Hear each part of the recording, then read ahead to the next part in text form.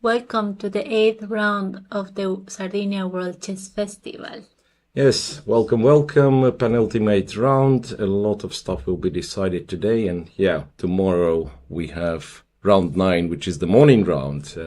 Today, if you wish, like for those leading grandmasters, it's last chance to play chess normally, and then in the morning round anything can happen. So of course today will be very, very important. Tomorrow is the last round. Yep. Yeah.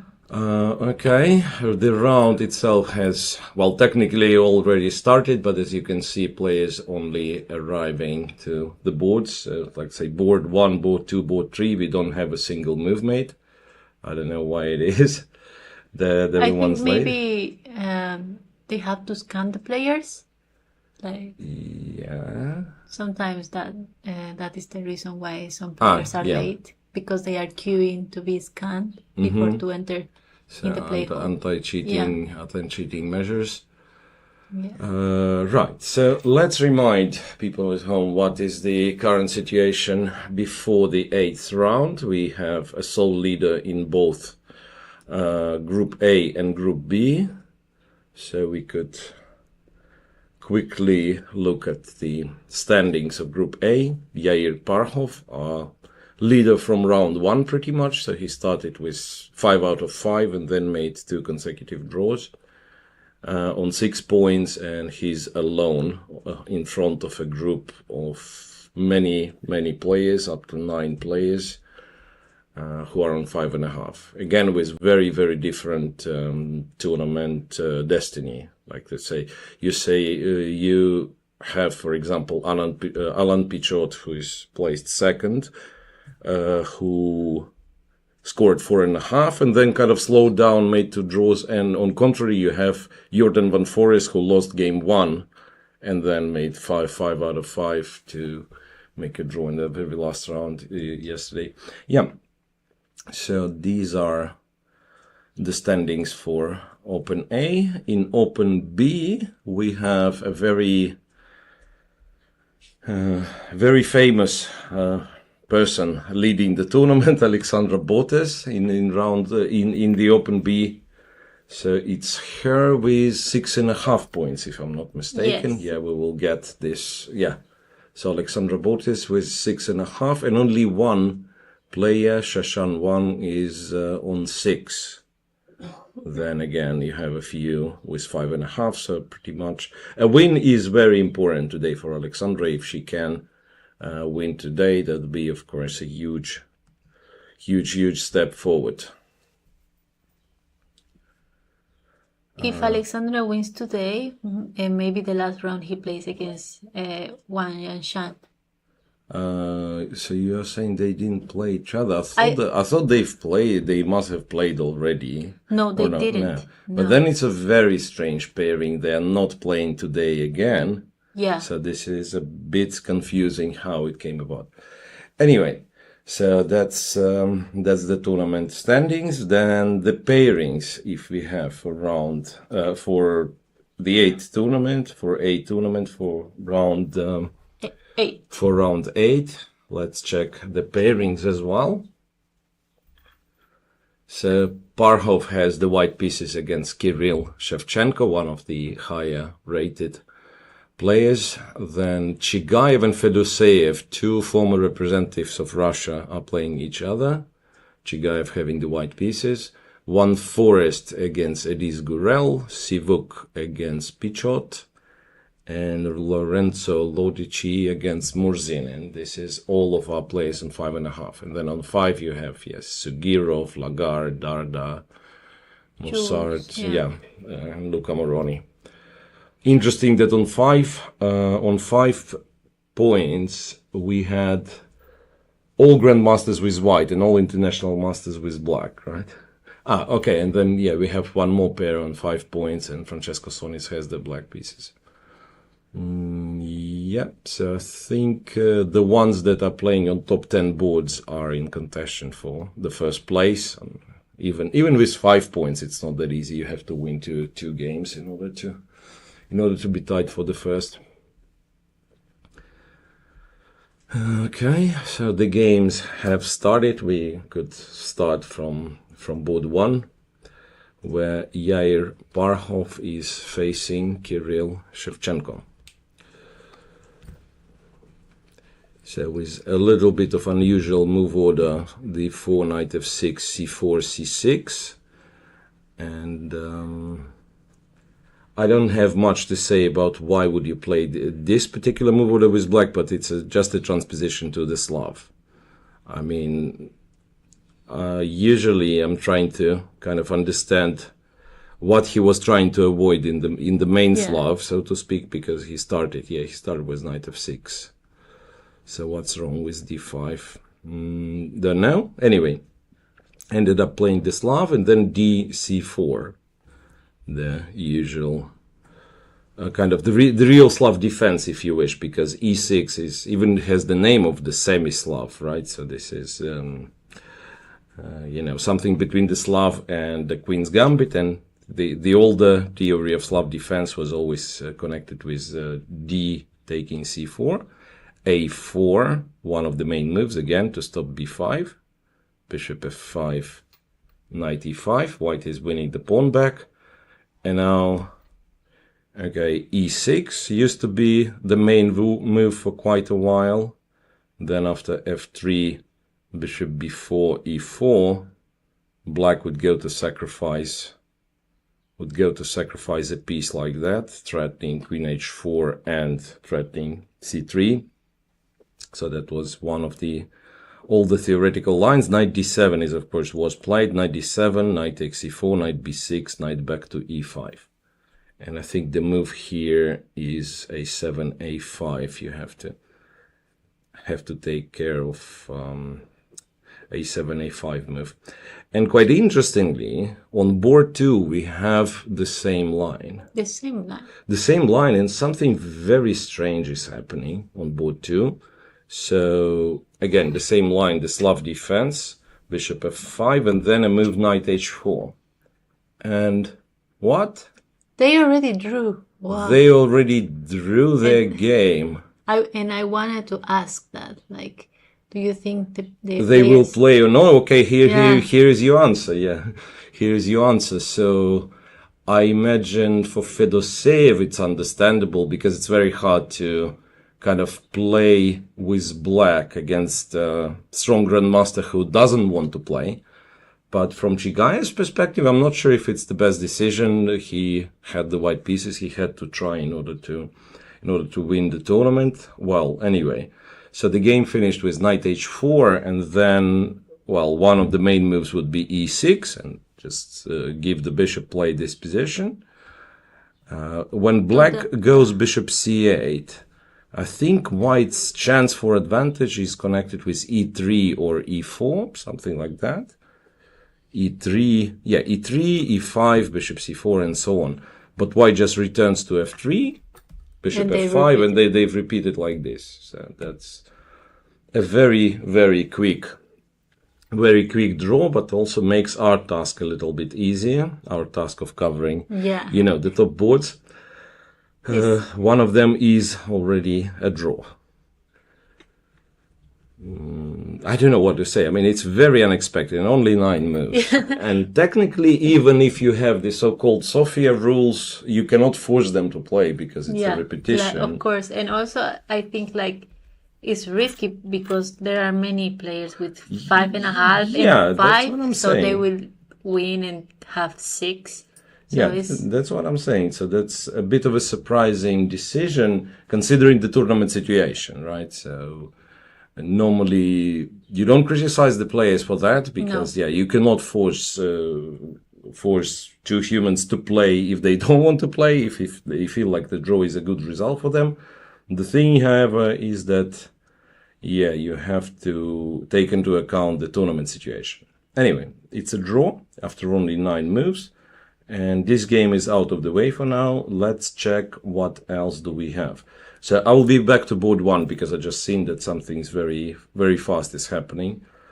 Okay, after knight e5, a5 was played by Shevchenko, and Parhov played e2, e3, which is a very modest move. So the real shot for advantage would be to go f3 and to try to play e4 to build kind of the big center. And then I'm not even sure what black is supposed to play. Possibly knight d7, and then if the knight goes away, some e5. Yeah, after e3, black played knight b6 to d7 again. So it is a very, very solid line. So I'm wondering after knight c4, let's suppose white goes knight c4. You can always go back to b6, that's the thing, and once again try to repeat. But I assume Shevchenko kind of wants it to be interesting, wants to try to play for a win at the very least. So I'm looking what he can possibly maybe just play e6, bishop b4, and just continue like that. Yeah, for now it doesn't look that exciting, this one. It's really a big question if Parkhov will go knight c4, offering kind of silent draw for offering the repetition, and if Shevchenko will go knight b6. Could be one of those situations when you really don't know what to do. Like your opponent is half a point in front of you, of course. Yes. Like tournament situation says that you want to win. It's not too much difference. And also the first place, the money prize, and everything. Yeah, well, sometimes it also depends on the price structure of the tournament, because like very often you would have this thought, okay, first prize is nice, but also second is kind of okay, and so on and so on. Here, it looks like all the eyes are on the first place. So it's in terms of kind of money prizes, first prize is 10,000 euro, and then it fades down very quickly. 6. Yeah, 6 is okay, but then it's very likely that the second prize will be shared. Here, like we have one leader, half a point in front. So if let's say someone's winning the tournament, maybe first and second shared, and then let's say you are sharing the third place, it will be money split equally. So all I'm saying, it could be a huge difference between first place and let's say third place. It could be a huge difference, which means that black in this game, for example, has all the incentives to risk and try to play for a win, even kind of with the possibility to lose. Yeah. Parkhov has a performance of 2,800. Yeah, quite an impressive tournament so far, but somehow it looked very easy for him. Yeah. He, of course, got a huge gift from Fedoseev, where Fedoseev lost what originally seemed like a very promising position, and even it closer to the end. I mean, he just didn't have to blunder, and it would be a draw. That's true. He also is winning 24 rating points. Yeah, so he's winning a lot of rating. He has a fantastic performance.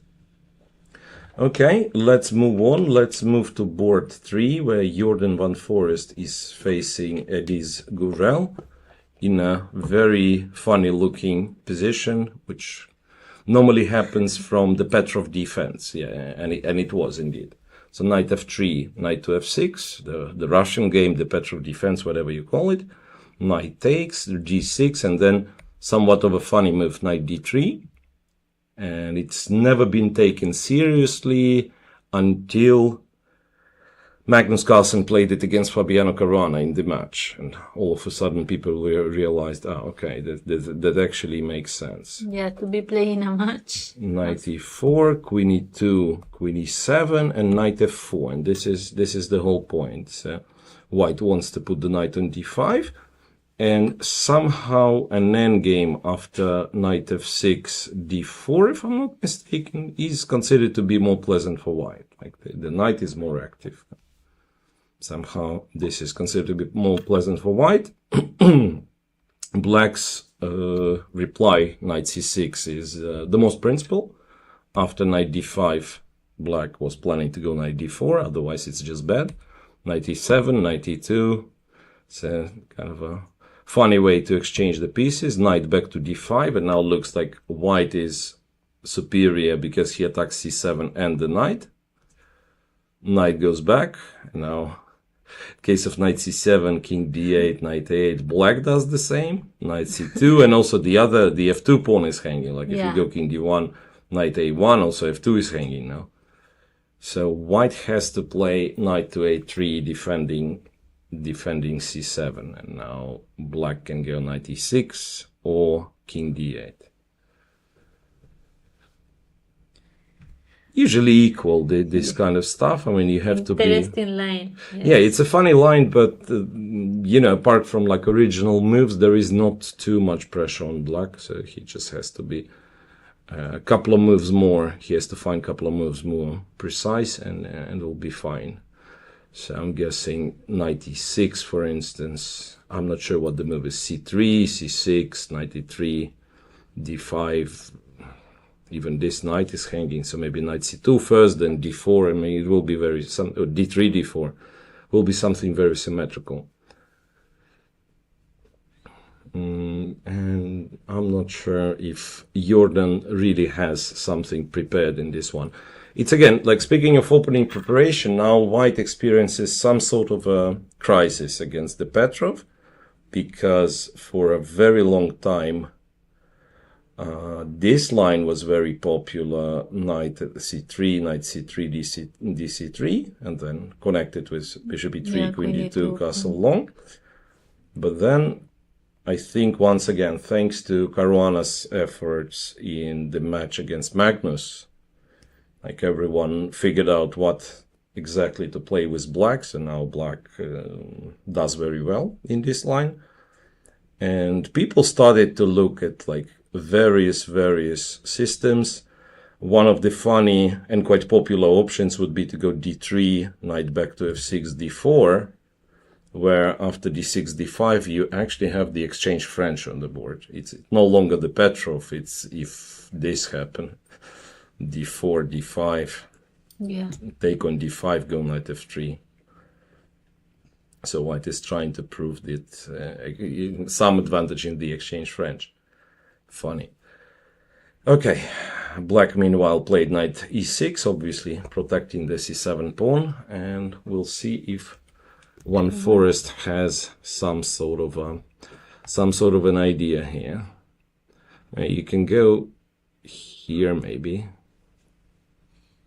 but then again, if black finds it problematic, he can always go king d8. We have someone playing with some sunglasses. And who's that? So I just briefly seen it, but I don't know which board is it.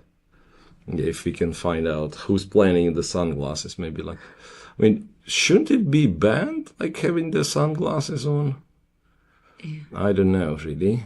It's one of the lower boards, right? It's not on the, no. Not on the top boards, but anyway, thanks for showing us that people are very creative here, dressing up for the game. Actually, today is very sunny. It's very beautiful day here in Italy. And yeah. But not in the playing hall. I mean, it's a little bit strange to wear the sunglasses anyway, if you ask me. Right, so from, let's say, historical events, I think Korchnoi was once... No, was it Korchnoi? Korchnoi was wearing the sunglasses, and before that, I think someone was wearing sunglasses against Mikhail Tal, kind of to Paul Benko, or someone of the older players was wearing sunglasses against Mikhail Tal, because reportedly Tal had this, kind of hypnotizing look. Okay, yes. I mean, or...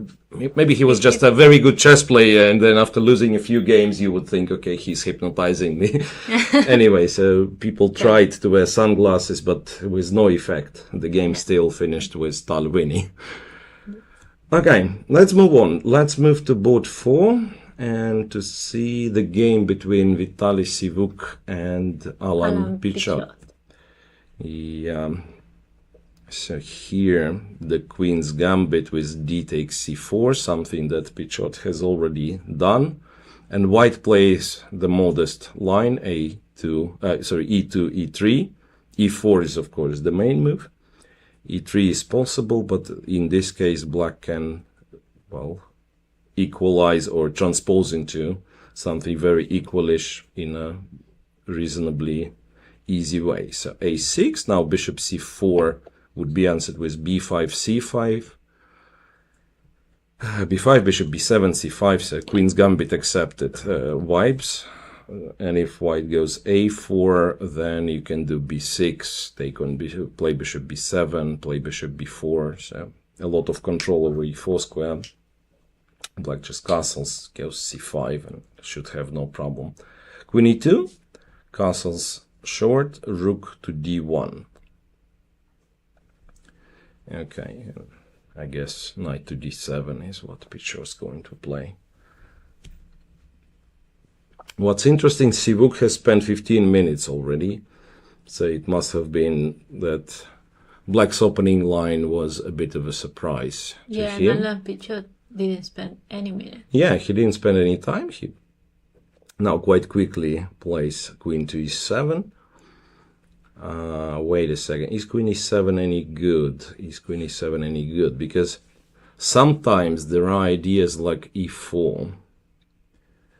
So, of course, you would love to have a nice pawn center, but it's connected with the pawn sacrifice after this capture and knight e4. However, it is very tricky. Bishop a3. c5. Yes, you have to go c5 and some move like queen to b2 or queen to e3. So this pawn sacrifice might be, in fact, quite promising. Let's say I go queen e3 and then have some ideas of going e5. Or d5, don't know. Yeah, d5 I probably shouldn't go because the bishop is out of play. Yeah, a5 is kind of one of the ideas.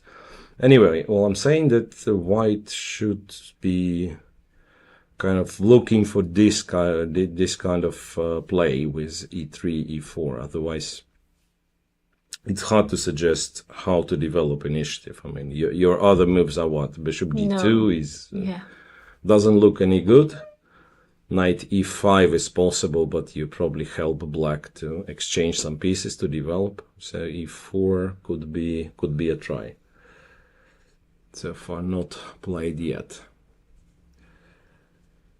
Okay, then one more pair on 5.5 points. I think the last one, if I'm not mistaken, Lorenzo Lorici and Volodar Murzin. It's board 5 for our tournament. And here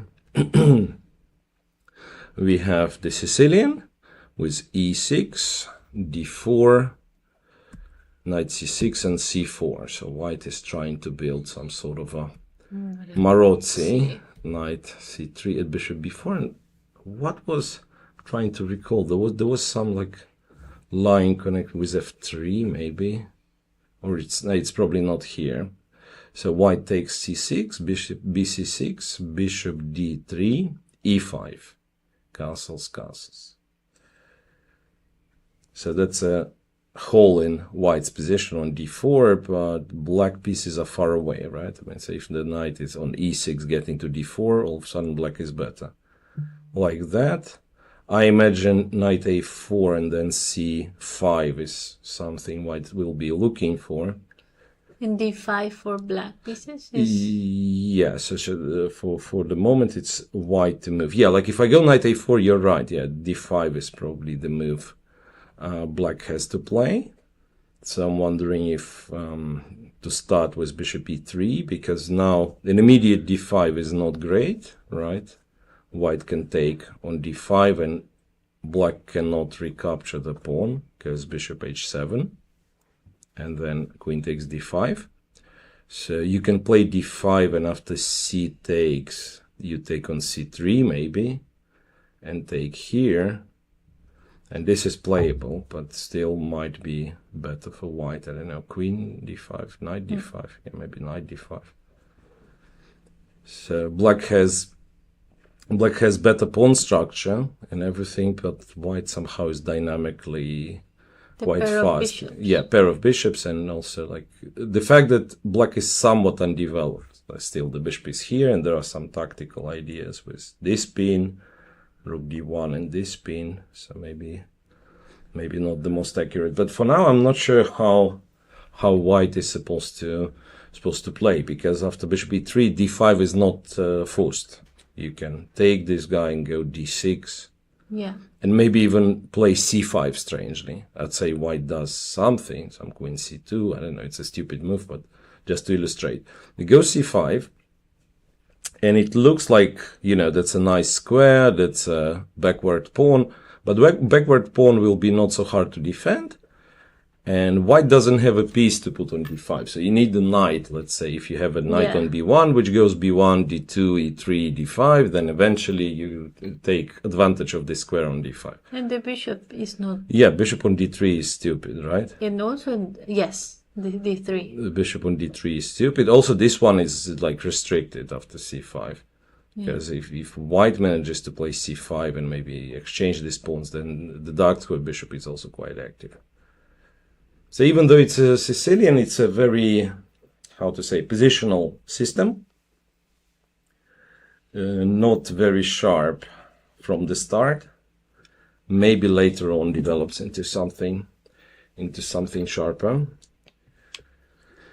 Now I'm checking the other games, and the start is relatively slow in the other games. Yeah, in most of the games, the start is relatively slow. The interesting position we have in Jules Mussard game against Damian Lewtak from Poland.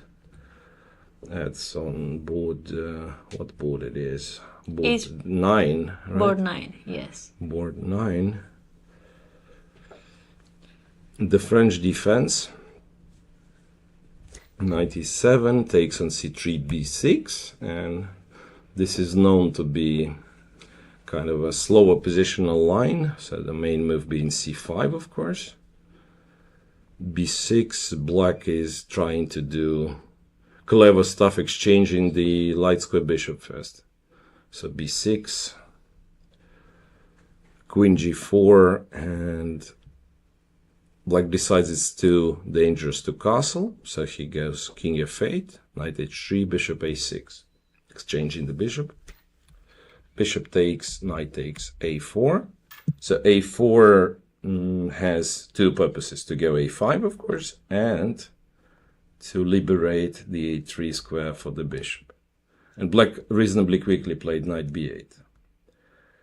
So despite the fact that black got rid of the passive bishop on c8, white's position is usually better still, simply because of more space, and of course the king being on g8 is not very pleasant.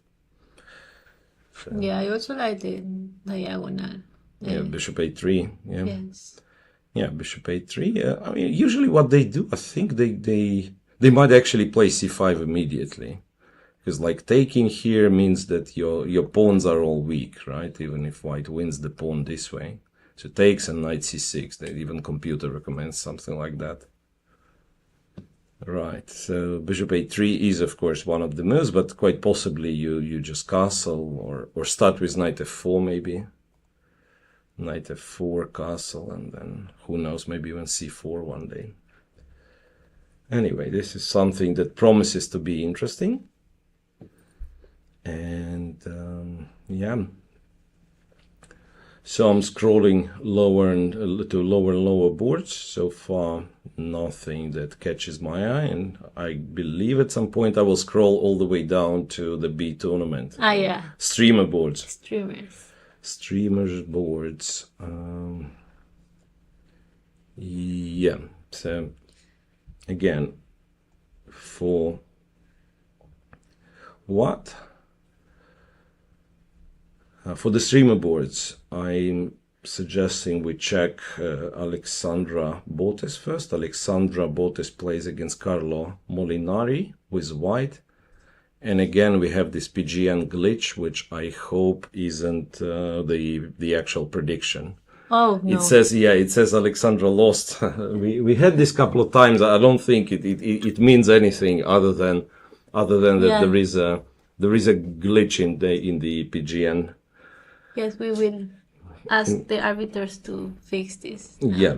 So d4, d5, c4, e6, knight c3, knight f6, and Alexandra exchanged on d5 went bishop f4. So Alexandra is playing. Yeah, Alexandra is playing with white, plays the Carlsbad variation of Queen's Gambit declined. I think bishop g5 is still more popular than bishop f4. She went bishop f4. Bishop d6, exchanged on d6, went queen c2.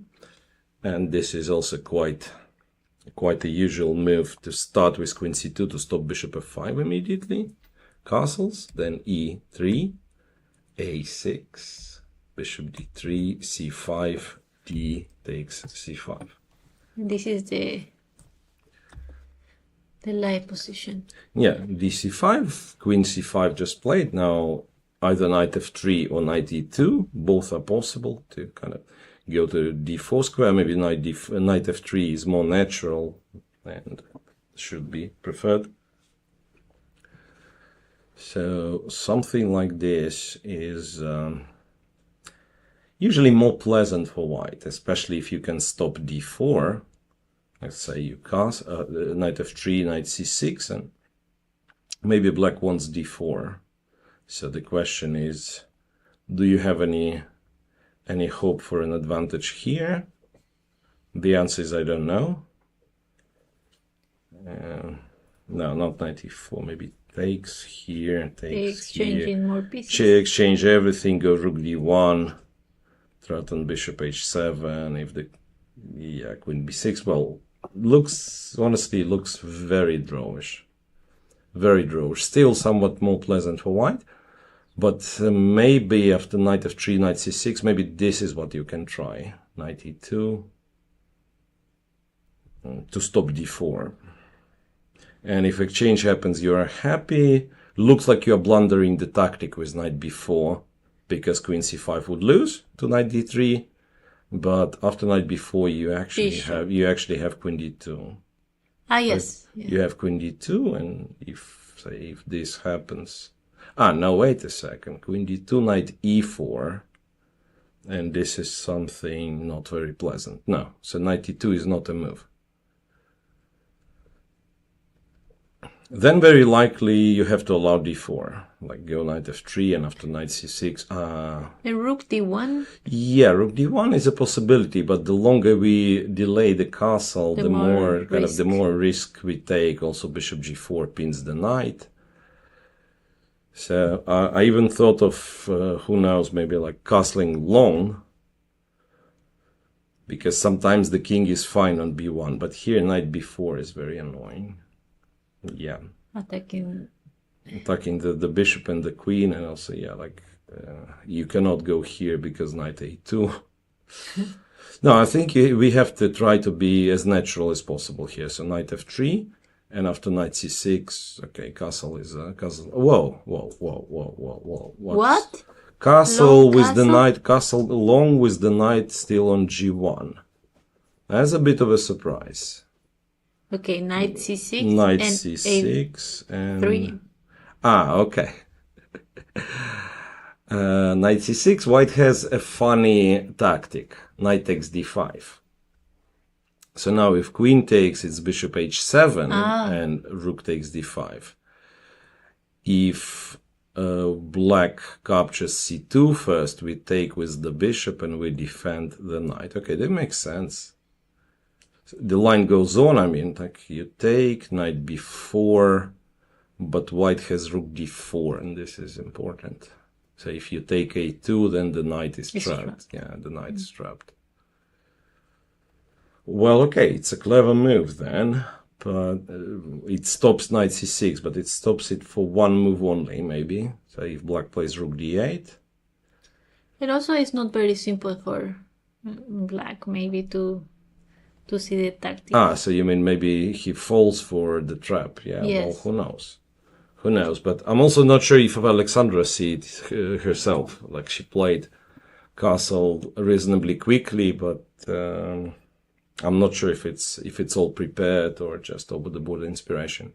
There is Andrea. Yeah, Andrea is playing on, I'm not sure if it's the second, it's not the second board, it's no. board 4. They have fixed boards. Yeah, they have fixed boards, but I mean her position in the tournament, right? So we can say Alexandra is like in the 9th place. Yeah, so Alexandra is on the first place, Andrea is somewhat lower with 4.5 points. Yeah, 4.5 points if I'm not mistaken. Here again, it's not much to discuss. King's Indian with G3.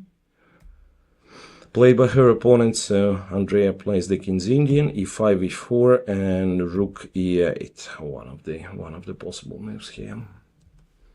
Yeah, I was wrong. Alexandra is in the 17th. In the standings. Andrea. Yeah, sorry, Andrea. 17th yes. place. Yeah. Okay. Okay, so she's tied for, I don't know what, for 6 or 7s with a lot of people.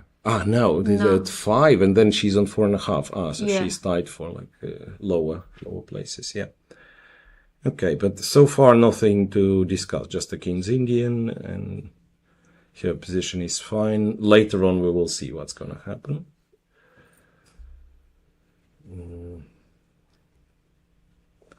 Should we check Zach? Yes, let's do. I think this is, that's an interesting game. Zach is playing with black against Carlo Vincenzo. Here we have the Catalan and the old-fashioned line after d takes c4, queen c2 that we've seen many times already in this tournament. Usually black would play either b5 or some b6, I think we had in one of the games. Here it's a6, and instead of a4, white captures on c4. That's kind of used to be the very main line of the Catalan. b5, queen back to c2, bishop b7. That's a starting position where you have 3 lines, all connected with the bishop move. So it's bishop d2, f4, or g5. In our case, it's bishop d2. Bishop d2, what's the point, one may ask? And in the game, we actually see what the point is. Knight to d7, bishop a5, attacking this. Rook c8, and knight d2. I'm not sure if knight d2 is the best move, to be honest. So the whole idea of putting the bishop on a5 was to play b4 later and to stop c5 completely.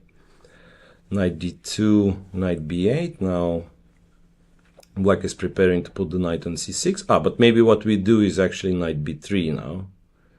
So if knight c6 happens, we can move the bishop back. And then again, black cannot play c5 because now his own knight is in front of the pawn. And he can play knight c5. Yeah, white is getting ready to play knight c5, but also just rook, rook d1, bishop e1, rook c8, rook c1, c1. all these moves. So if I remember correctly, bishop d2 was exactly the tricky move to oppose knight d7. And black's kind of best reply was something else. Like bishop d6 was the move, rook a7 was one of the moves that people were playing, kind of anticipating bishop a5, and in this case, of course, black would go knight c6. So knight d7 is a little bit naive, maybe not a big deal, but white might have some advantage after that. It's an interesting position, though. It's quite tricky. b4 is not great, before knight c6, and not only the bishop but the b4 pawn is hanging. Yeah, and after a3, a3, you take the bishop. No, this is exactly what we were trying to fight against.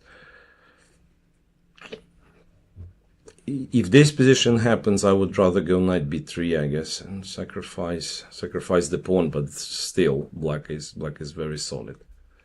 Yeah, so b4 doesn't really work. Okay, let them figure it out. Let's go back to the top boards, I guess, to see if we have any developments here and there. Maybe we check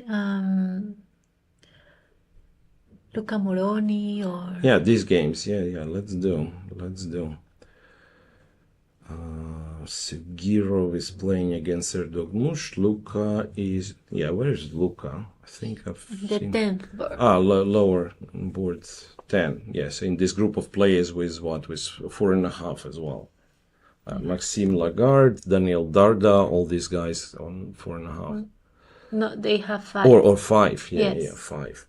I'm getting confused.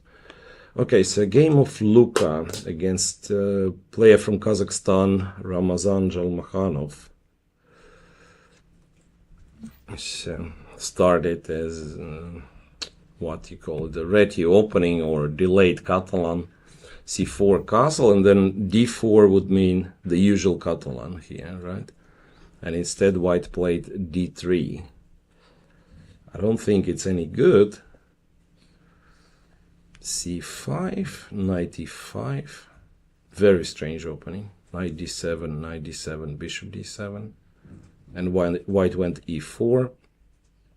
Black replied with bishop to c6.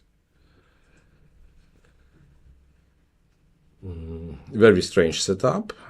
From what I can tell, this kind of, I don't know, let's say queen e2, let's say, because e4 is hanging and maybe we don't want to play e5. So this setup is usually not very good for white because there is a hole on d4. However, black exchanged the knight, which should go to d4. The other knight is far away. So it could be that white is actually better thanks to the space advantage and so on. So maybe black shouldn't even take on e4 after queen e2. Just play some, I don't know, some moves. Queen d7, knight d7. Hard to tell what to do. Maybe b5 is possible. Something very original, to be honest. After only 9 moves, I don't think I've ever seen this kind of play. And actually kind of prepared by Luca. He's on 1 hour 20, so knows what he's doing. We checked Jules. We did not check Darda yet. Maybe we can check Daniel Darda's game against Benjamin Halderson. And Halderson is interesting. Like he spent half of the tournament playing with the strong players, right? Yes, I mean, he has quite possibly is close to Grandmaster. Can you check his performance? Yes. Halderson. He's probably winning some rating. Yes, he's winning quite 50 quite votes. A bit, yes. And his rating performance is 2580, and usually the GM norm means that you are showing performance of 2600. So I imagine if, let's say, Haraldson wins today against Darda with black, which I understand is not easy to do, he might be eligible for GM norm. So that's a big game for him, apart from, let's say, fighting for the money prize. He's also looking to make the norm. Yeah. I don't know,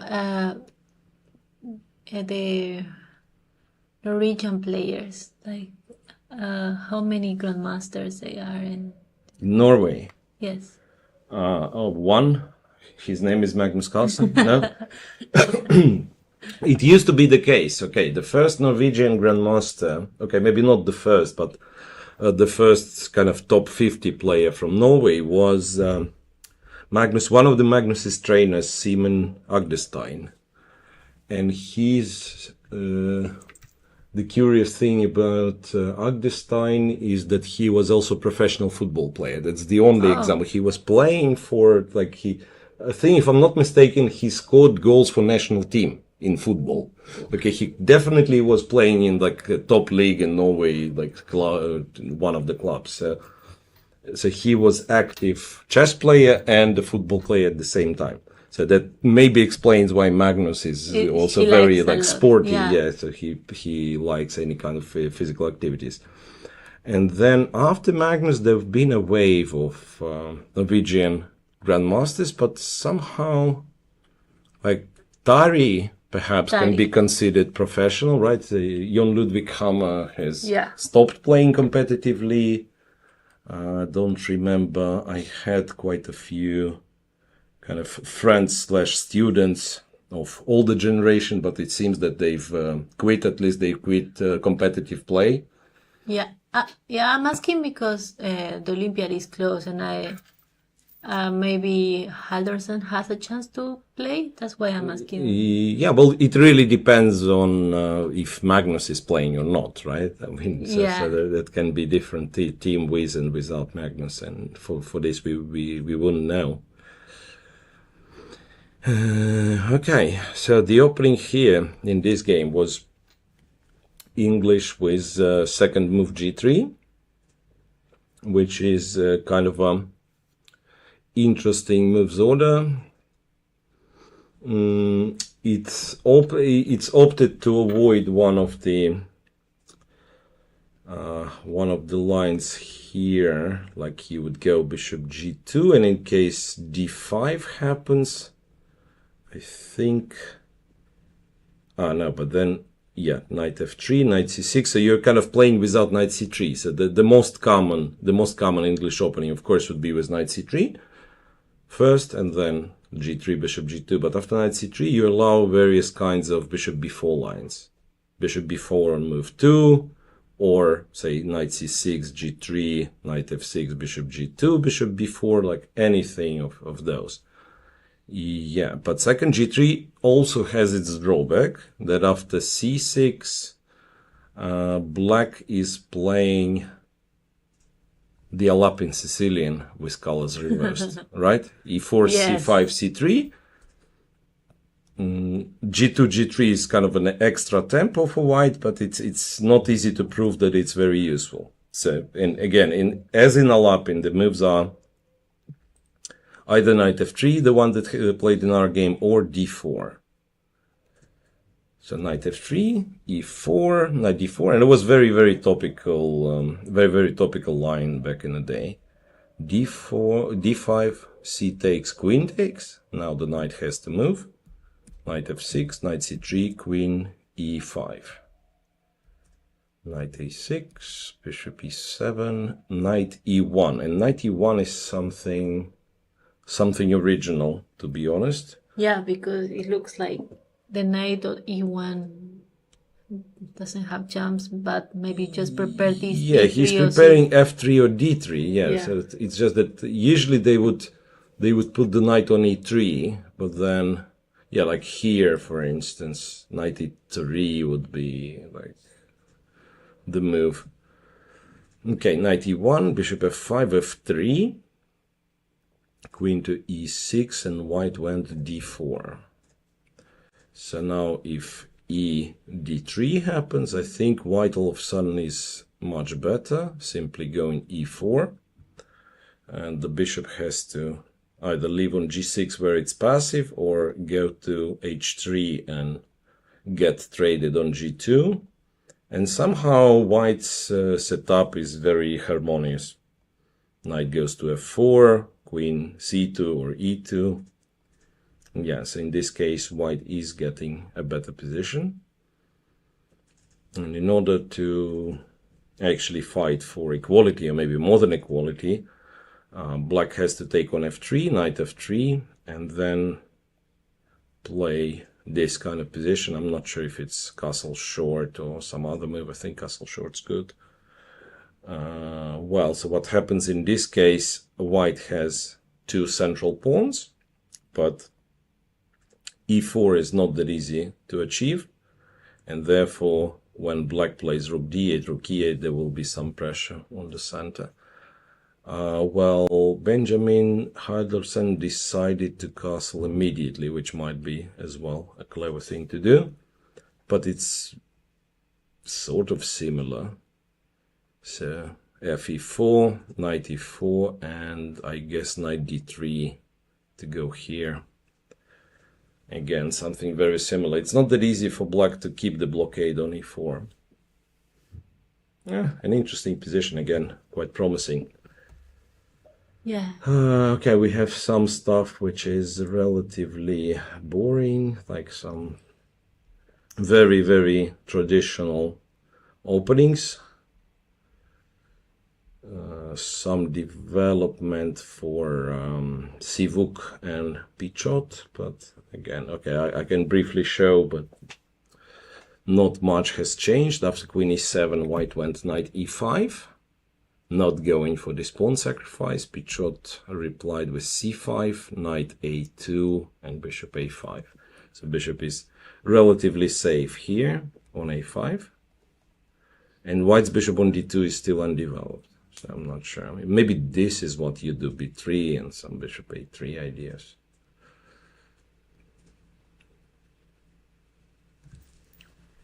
Knight e7. Yeah, takes some bishop b2. I mean, it's I don't know what to say. It's not that easy for black to kind of fully equalize, but also he doesn't have that many problems.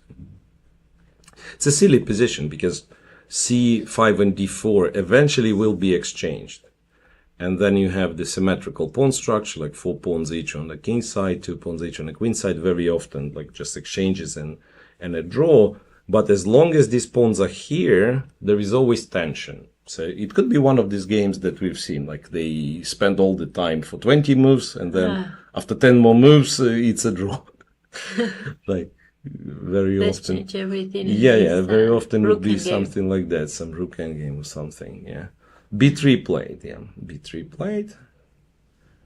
So a draw on board 2, very quiet position on board 3, and this is our board 4. So board 4, and wait a second, and on the video feed we have board 1. Board 1, Kirill Shevchenkov is black against our leader Parhov.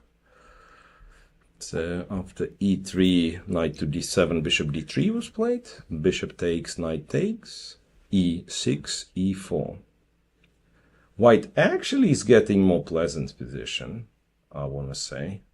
So I wonder if there was a better way of handling this position with black, because now it's not kind of the real advantage, but very good situation for Parhov. So he'll just play bishop e3, castle, you know, all the pieces developed. He controls the center.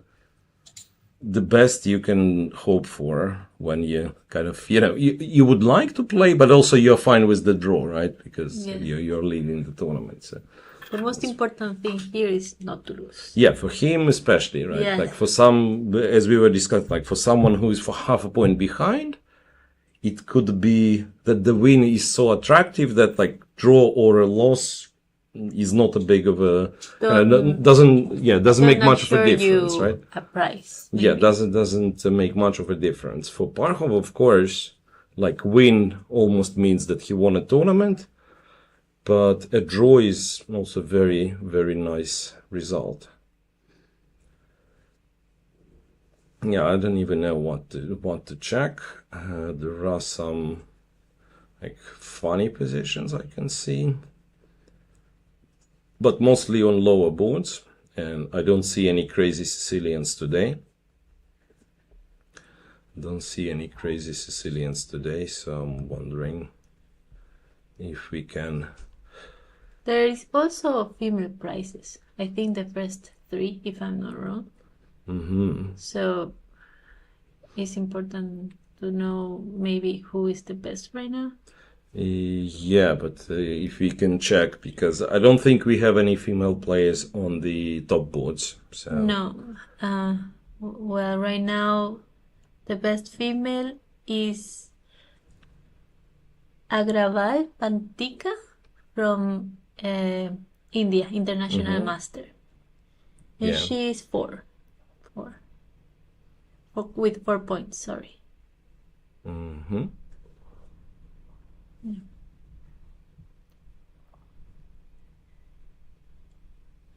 There is other one is also from India. Is Savita Sri, woman grandmaster. On 4, right? Yes, they are on 4. On 4, yeah, and then the girls from Kazakhstan are on 3.5. Yeah. Yes. There is quite a few. Yeah, I'm looking for something to show before before we will go for a first break today, but so far can't really find anything too attractive. So maybe let's check the sisters again. Okay. Yeah. So sorry. So streamers bought. Andrea bought us first, and then Alexandra bought us. So Andrea's position. It's funny that like both players play. It's a bit of a mix of different plans. Like for black, it's probably fine to have the rook on e8, but also it's a little bit strange. I think it's the second time this happened. I don't remember in one, but in one of the Andrea's game, she had the rook on e8 and the bishop on b7, and it was like I wanted to go back like rook f8 and rook and bishop c8 and for then, the typical plans. Yeah, yes. And the white would go d5 anyway. Yeah, so all I'm saying, like if you wanted to put rook on e8, maybe take first and then go rook e8. After rook e8, white goes d5, but at the same time, kind of the bishop on g2 is strange in this setup. However, it probably defends the king, maybe not a big deal. Knight c5. Queen c2, a5 is very typical, so the knight on c5 and the pawn on a5, making sure that the knight on c5 is stable. So now an interesting way of playing for white would be a3, preparing for b4, but there is no b4 just yet. Yeah. No. And moreover, black can play a4, stopping it. After bishop e3. Yeah, I don't know if you can play knight b3, but there is also bishop d7 guarding the pawn. So if this happens, okay, it's not a disaster for black. No. However, I would prefer not to have a rook on e8. So knight e8, knight d6 is a very good setup. So white played bishop e3, which is probably a bit more clever. So bishop e3 now, kind of getting ready in the right moment to take on c5. And Andrea plays b7, b6 to be able to recapture with the b pawn.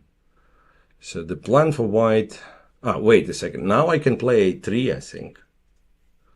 Now I can play a3 because a4... It's a little bit risky for white, but white can actually take... Yeah? No. Knight a4, there is knight e4. Yeah, e4. And then rook a4, yeah. So still not great.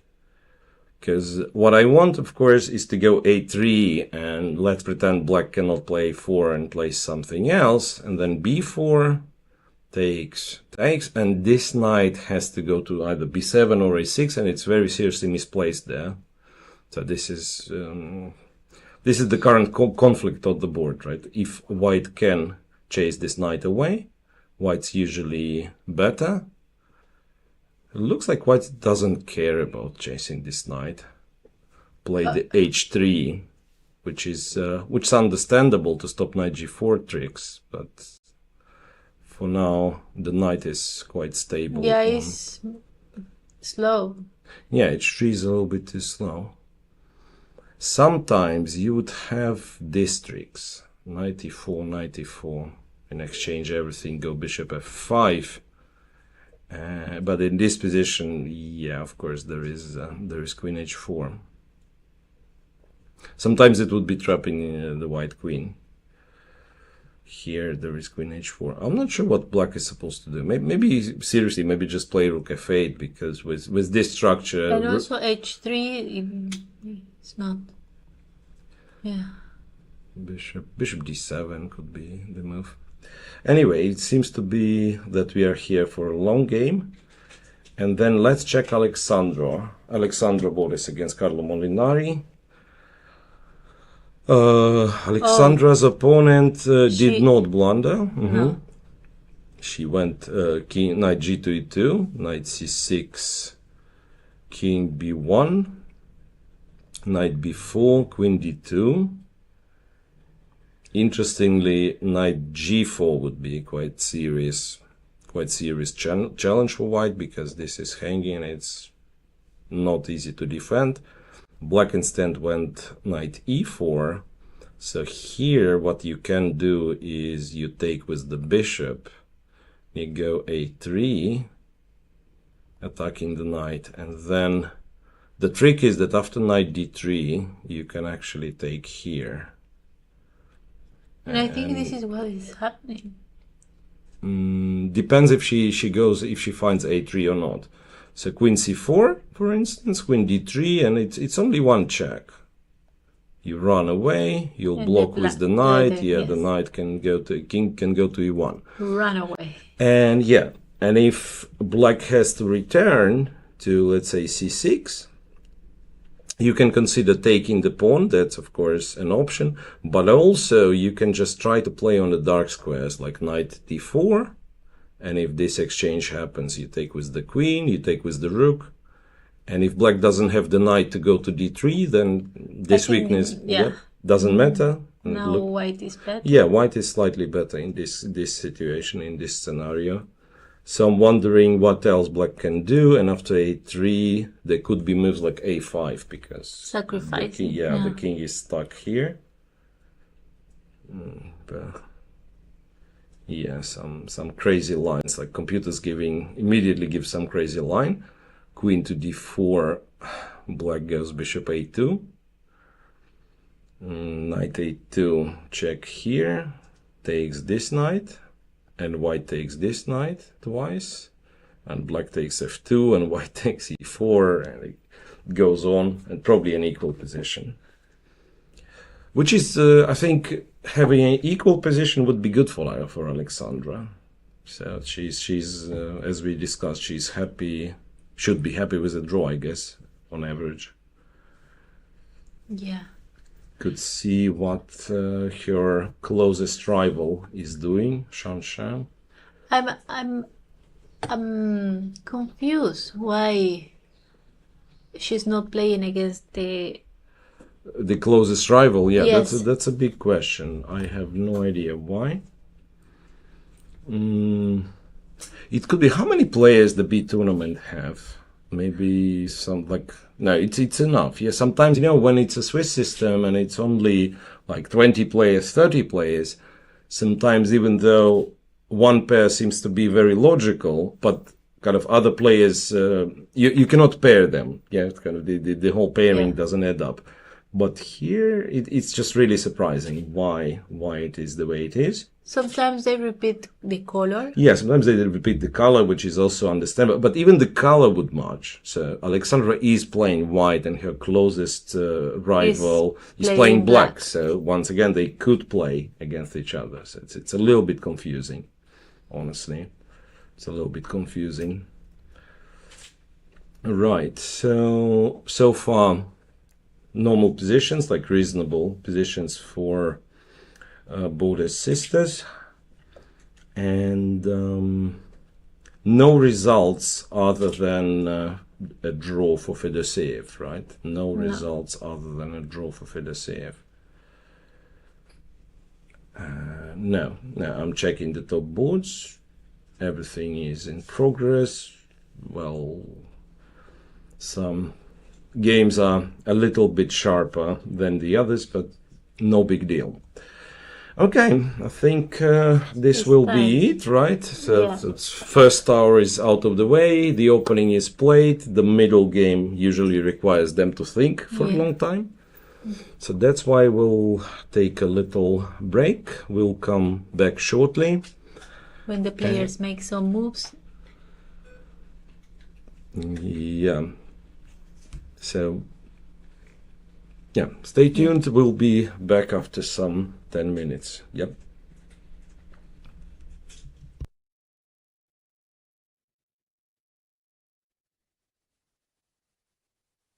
So friends, we are joined by Grandmaster Miro here at the Sardinia World Chess Festival, serving as a commentator. Yes. Miro, could you share your experience thus far at that event? Well, it's a very interesting event, and part of me is kind of a little bit upset that I'm not playing. Like I feel if anything, I feel the spirit of this open tournament and, the race for the first place. This is something that I'm definitely missing. Yeah, it wouldn't be any better if I would be playing. Yeah, I should stick to commentary. My last attempt of playing chess were not very successful. Yeah, so far seems to be a very nice event. Known for injecting a human approach into your commentary, how do you envision the future of chess unfolding over the next decade? Well, let's not forget chess is still kind of played between two humans. So it doesn't. My feeling is like doesn't matter how much influence of the engine we have in the opening preparation. First of all, right? There still will be live games with mistakes and human characters competing. So I see my and like my colleague's task as the commentator to to explain that even though yes, the engine at home, maybe on your phone or your microwave will suggest better moves that the players are making, but let's appreciate their right decisions and let's just follow the human games. So that's my feeling. And in 10 years, I can imagine engines getting, they're already very strong. So probably they will get to the point that at home, in a quiet of your own house, you'll be saying, okay, chess is solved. And, we know all the right moves. But still, over the board, in a tournament atmosphere, it still will be a competition. So I hope, it's a bright future for next 10 years, 50 years, whatever. Also, in the same time, I want to add, can you share something about the broadcasting? So with technology developing, I think one of the things that really changed, it's not as expensive for the organizer, for the broadcasting teams to have the broadcast. So we will get more and more broadcasts of the events, which is good for chess. So like not only you get to follow Magnus Carlsen at kind of the big events, but also like smaller open tournaments like this one. And again, it changes a lot, of course, but I'm still kind of trying to keep it old-fashioned with, like a player makes a move and I'm trying to explain like what he was thinking, what his or her reasons to play this move. So I think, if anything, it is more educational this way because as I said, like you can see what the best move was at home, but to understand why this is the best move, or why computer recommends this over this, you still need someone kind of translating from the language of algorithms to a language of human thoughts. And this is where I see my place. And I don't think the engines might be better than players in playing chess, but like explaining what's happening on the board, I still think you need the human. So that's where I am. Having provided commentary for various tournaments, including prestigious ones like the World Championship, could you recount your favorite moment as a commentator? Well, there've been quite a few. There've been some really funny ones and very sad ones as well. So okay, I have one from the top of my head when we were commentating on Shamkir Super Tournament. It was maybe 2015, 2016, and we had a very strange stats in viewership, because it would be like a huge following at the beginning of the round, and after say 3 hours, 4 hours, the viewership will go down a lot. So we were wondering what is this, and then we found a very easy correlation. So Magnus was finished his game, and then the whole Norway would disconnect. So that we found funny, because it had not only Magnus, of course, but a lot of cool names, like Grishuk was playing, Kramnik and Vichy and so on. But there was this period of chess boom in Norway, and all the Norwegians who wouldn't know how the knight's moving, they would be following Magnus. So that was interesting. And again, like probably my first event was the most stressful. My first event as the live commentator, because I was a competitive player, as a lot of people would know. And in 2012, I've started writing, maybe 2011, I've started writing reports on the tournaments so that the round would finish. And I'll have my few hours of analyzing the game and publishing a bit of a tournament bulletin or something. And then in 2012, I'm invited to Istanbul Olympiad, which I thought I'll be doing the same. And then I come there and they say, you know what, you'll be commentating live during the games. And I had no idea this existed. I thought, yeah, okay, you do this for World Championship matches, but that's it. And I was so stressed. I had no idea what to do. I was very shy, everything. And then after a couple of rounds, I see like some friends visiting me and say, oh, okay, by the way, you're not doing so bad. And somehow I believed in myself and never looked back ever since. Yeah, so that's an enjoyable experience so far.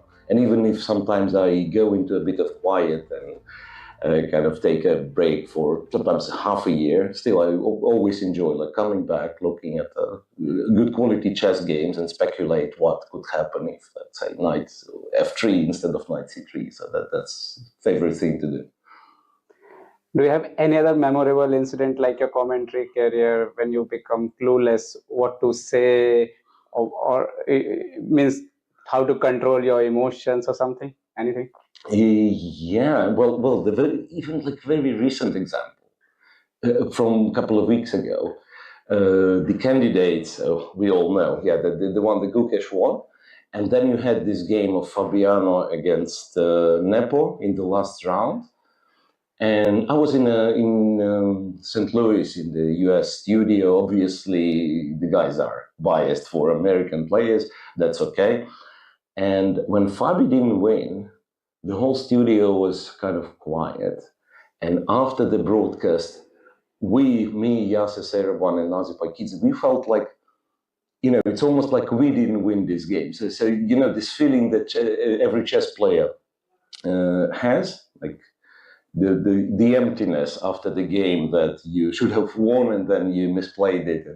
So, and it's been quite a few of these things, like when I get emotionally invested in the result of a particular game, even though, well, you would expect commentator not to be, but it's impossible. We are all human, we are all chess players. And it's very hard to control emotions in such cases. And sometimes it would be another example when you simply run out of ideas. It's not a very good, not a very nice example, but it happened to me quite a few times. So imagine a round-robin tournament. So you only have like 5 games to commentate. And then 4 of them would be finished very fast. So you are left with 1 game for a few hours. And also the game is like very technical, very quiet. Time control is very long. So you are getting moves at the rate of 15 minutes per 1 move.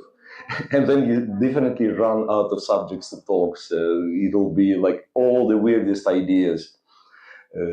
So you say, okay, if this position didn't have the rooks, and this would be different.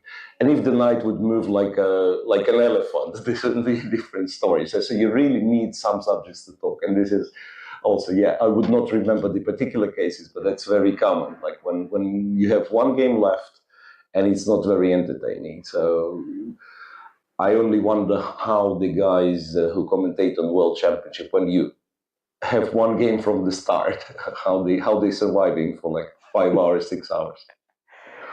Okay, the landscape of chess coverage is evolving rapidly with the emergence of numerous social media influence. What's your perspective on this trend?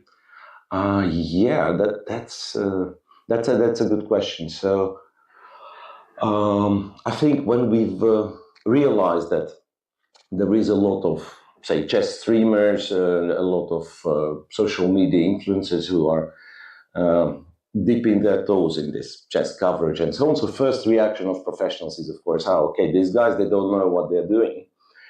And then you realize, well, first of all, they have their audience. Second, their audience is growing bigger and bigger. So it was, in a way, it was a signal to us, chess grandmasters who are doing the coverage, that you shouldn't be, you should be inclusive. So sometimes, yes, it's a very complex position, but you shouldn't say, okay, blah, blah, blah, this is a 10-move variation. Sometimes you have to explain calmly that, okay, this is the threat, or even like this move is here because it threatens checkmate in one, like to go a little bit kind of in a simpler terms, and then you'll get more viewers, and like you have to be inclusive in terms of your audience. So, and it will only develop further and further. Already there have been examples of, I think it was Chess24 back in the day, who would do 2 broadcasts for kind of complete amateurs, club players, and kind of a bigger or higher level for professionals. And higher level, I don't mean the better quality of the broadcast, well, quite the contrary, possibly, right? So this is what, by the way, it's a great opportunity for us to have in chess. I don't think other sports can allow like to have 2 broadcasts on kind of different level, right? And we should probably kind of try to evolve on this one. So I think, yeah, like we are getting more popular. It's clear. Like chess is getting more and more popular, and it's a bit of a surprise. It was a nerd game, like when I was playing chess. Okay, you're a chess player.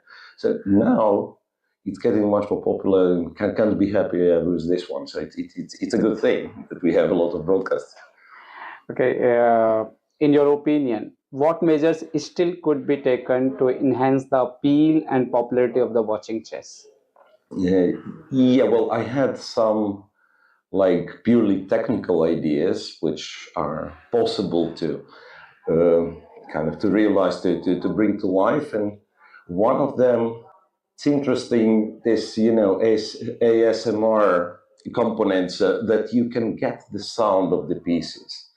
Something that not a lot of people doing, like especially when it's only one game again, right? But you have a little bit of crowd noise in the playing hall, and maybe like when the move is made, you hear, the press of the clock, the move of the piece. And other than that, we should definitely make it more interactive. And this is what very often big broadcasts kind of lack. Because that's, again, I don't want to say criticize someone, but very often, like certainly mostly in FIDE events, when 2 grandmasters are hired and 2 grandmasters starting to compete against each other on air, making it very hard to watch for people who want to learn kind of the basics of the game, right? So if anything, we probably have to have like professional training for our broadcasters, for guys like me and my colleagues. So that would be great, of course. In a last interview with Chess India, you mentioned that life would be boring without commentary. Do you still hold the same sentiment? Well, for me, it's changed a lot, of course. Yeah, my last interview to Chess India, I think it was 6 years or something. Yeah. So it was quite a long time ago. So I'm a little bit more distant from chess life. But let's say that this still makes me a chess professional, the commentary, right? So I do a bit of trainings. I work for like anti-cheating developments and so on. But like that's part of my chess life. And then even here in Sardinia, like after the round, I have some people to discuss stuff with, and we are looking at chess studies and so on. So this is the way I'm involved in the chess community with the commentary first and foremost. So yes, of course, that's commentary. Chess commentary now it is my chess career. You already mentioned something about candidate, but my final, with the conclusion of the FIDE candidate tournament, as a chess expert, what's your assessment of the results? So this is tricky to answer because, I think we had 6 deserving candidates there. So Oliveira was playing not very good. And Nijat, with all due respect, he was not ready to kind of fight for the first place. But other than that, I wouldn't be like, I would be maybe surprised, but it wouldn't be a shock if, let's say, if we had it upside down, like if Vidit would win the candidates. Yeah. Well, Gukesh surprised me a lot with one particular thing. Or maybe two particular things. So first of all, of course, coming back after this painful loss to Alireza, that was really impressive because he's a young man. I mean, he's a very strong player, but he's a young man and he's 17 years of age, right? So to be so mature that even the very next day after this game, he gives an interview and he says, yes, okay, it was unpleasant, but I moved on and I will play game after game. I'm taking each game separately. And I thought this man has like a fantastic psychology for a chess competitor. Because there have been examples in the history, like even Jan Nepo. So the moment he loses the first game, so he didn't lose any in the candidates, right? The moment he loses the first game, usually he kind of starts falling apart. Gukesh didn't do this. So in this way, that's one thing that he deserved the first place for, being stable, for gaining the composure, right? As as the older generation, of course, I was kind of hoping that one of the older guys would be the candidate, because, for instance, I'm thinking for Naka, it could have been the last candidates tournament. So that's a bit of a feeling. So overall, I think we had like four people playing very well. It's obviously two Americans, Nepo and Gukesh. And it's a little bit sad that, well, maybe the older guys, maybe they're not getting another chance, right? But at the same time, it's exciting news that Gukesh won and he has a chance to become the teenage world champion. It will change everything. It will change everything. It will change the popularity once again. And I imagine it's, for the entire world, for the young people who start playing chess, and they'll see that, okay, you can be the world champion, and even money wise, like because it's always been always been a challenge, and you'd be asked, okay, you're a chess player, but what do you do, right, in life? Yeah, that would be. Now you have this example. Yeah, we have a young gentleman who kind of devoted all his life, or not a lot of years so far, but to his passion, and he's successful. So that's one thing. So this is very good. But also for India, I imagine it's a huge deal, right? And then Indian chess has a bright future for sure, because the man who was not playing Eriga is a fantastic talent. Then Prague shown himself. Yeah, he didn't make it to top 3 at the end, but he has shown that he's a fantastic player. So I'm a little bit sad that for kind of the older guys, it might have been the last tournament. I was impressed with Nepo. That was the other thing. I was impressed with consistency. So it's unheard of to play 3 consecutive candidates tournaments. And first of all, he went in 2, he went undefeated, like the previous one and this one, and also to have 3 consecutive candidates tournaments where you are successful. He didn't win at the end in the third one, but still very good result. So now I don't even know. I think Gukesh, in my understanding, would be favorite against Liren. So that's a big match. I'm looking forward to it, because if he wins, there will be another spike in chess popularity, right? So overall, was a very successful tournament for promoting a game, and exciting tournament to watch. And you know what? Maybe the last thing, quite possibly, this is the candidates that I will put in front of London, because before that, like every candidates tournament of new era starting from 2013. Has its own intrigue, of course, and then the comeback of Vishyanath, and then like Karyakin coming from behind to win. But still, we would, I believe, there was universal opinion that London 13 was kind of the highest intrigue, the race between Carlsen and Crummy. And this particular one might be even more exciting because we had, before the last round, we had 4 players who could win. That is something new. So that was maybe the most exciting candidates, you know. Thank you so much, Miru, talking to Chesspress India and giving your all valuable insight.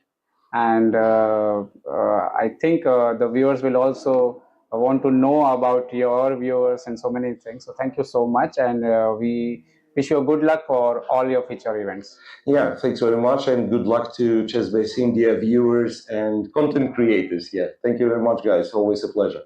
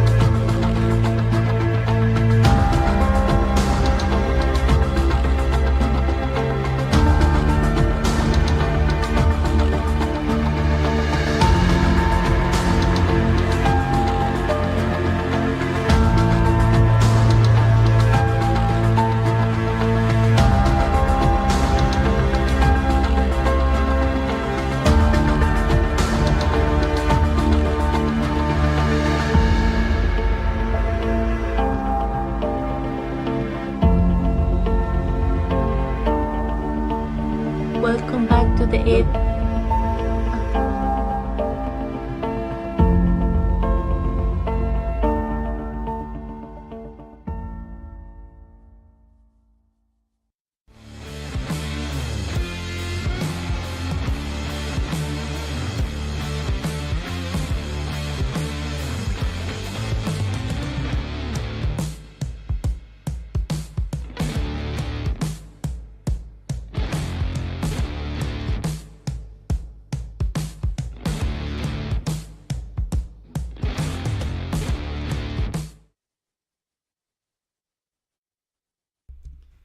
Welcome back to the 8th round of Sardinia World Chess Festival. Here we are with Luca again today. How are you? Good, thank you. Thank you for having me today as well, like yesterday. Yeah. A very interesting round today. Yes. We saw a quick draw between Chigayev and Fedoseev as expected. But maybe we can have a look at the game played by Italian players. Like Yes. we have on the board number 5, Lorenzo Lodici against Volodar Murzin. It's a quite interesting game because maybe we can just review it since move 1. Yes. Let's go to move 1. Was a Sicilian defense. E4, Lorenzo is playing white, Volodar is playing black. D4, CD4, knight D4, knight C6, and now white has already some decision to take. He opted for the Marozi structure. So Marozi is when white C4. gains space with C4 because pawn E4 is not yet attacked by knight F6. Now knight F6, knight C3. Now this is one of the main lines, of course. Bishop B4. White takes the knight. Okay, engines say that also dc6 is good, but bc6 is main line. Of course, then bishop d3 because pawn e4 is under attack. And now black plays, if I'm not mistaken, he went for castle. Castle and taking the knight and doubly the pawn, sorry. Yeah, taking the knight is another option that anyway can be played later. Yeah. So here I think black played first e5, of course, yeah, first e5, because otherwise e5 is the threat. And then castle. And now the position is very instructive, quite interesting, because we studied this also with engines. Actually, in the engine versus engine book, there are two games played in 2016 and 17, if I'm not wrong, among two engines, two maybe lower rated engines. And because here the point is that black, of course, would like to double the pawns, white pawns, by taking on c3. And an interesting line is, because of course everyone could ask, why not bishop g5? Okay, I don't care if you double my pawns, I will have the domination over black squares, and in order to kick my bishop out of g5, you will have to weaken your king. But if white plays bishop g5, which is an inferior line, by the way, then black can play bishop c3, bc3, h6, bishop h4 in order to keep the pin, and then g5. G5, bishop g3, and then queen e7. Queen e7. Defending e5, and now it's interesting because, okay, visually black king seems weak, but white bishop pair is very passive. Not doing much. Not doing much, because the c5 is not an option. So, for instance, if white plays queen e2, queen e2. Queen e2, then black has queen e8, so rook e8. So reinforcing the defense of pawn e5. And then if, for instance, like rook f d1, which is a normal move, then black goes c5, creating a blockade, activating the bishop. Fixing the pawns. So it's like almost like in the Nimzo Indian Samish variation. Yeah. And this is judged as equality or slightly better for black. Yeah. So even if h6, g5 can be frightening, can be scaring for black, but actually it appears that black king is not in danger for now, and because also white doesn't have pawn pushes that can open the position. Mm-hmm. So that's basically the point. So the black strategy is to double white pawns, and white strategy is to, in this case, trying to open the position. So if we go back to the game at the before bishop g5, which is in fact Lorenzo played bishop e3. Actually, white has another option immediately. Instead of bishop e3, it has knight a4. So the point is that if white wants to avoid the doubled pawns, he has to move the knight. So knight a4, but at this point black has d5. Yes, yeah. Because d5 is not guarded anymore by the knight. So bishop e3 is a normal move. And then main line is bishop c3 now, but Murzin opted for d6. And now knight a4. Because now, of course, compared to the previous example, white already has his bishop on e3. So black lost one tempo playing first d6, and then if he goes d5, lost one tempo. Yeah. Then let's see what Murzin played.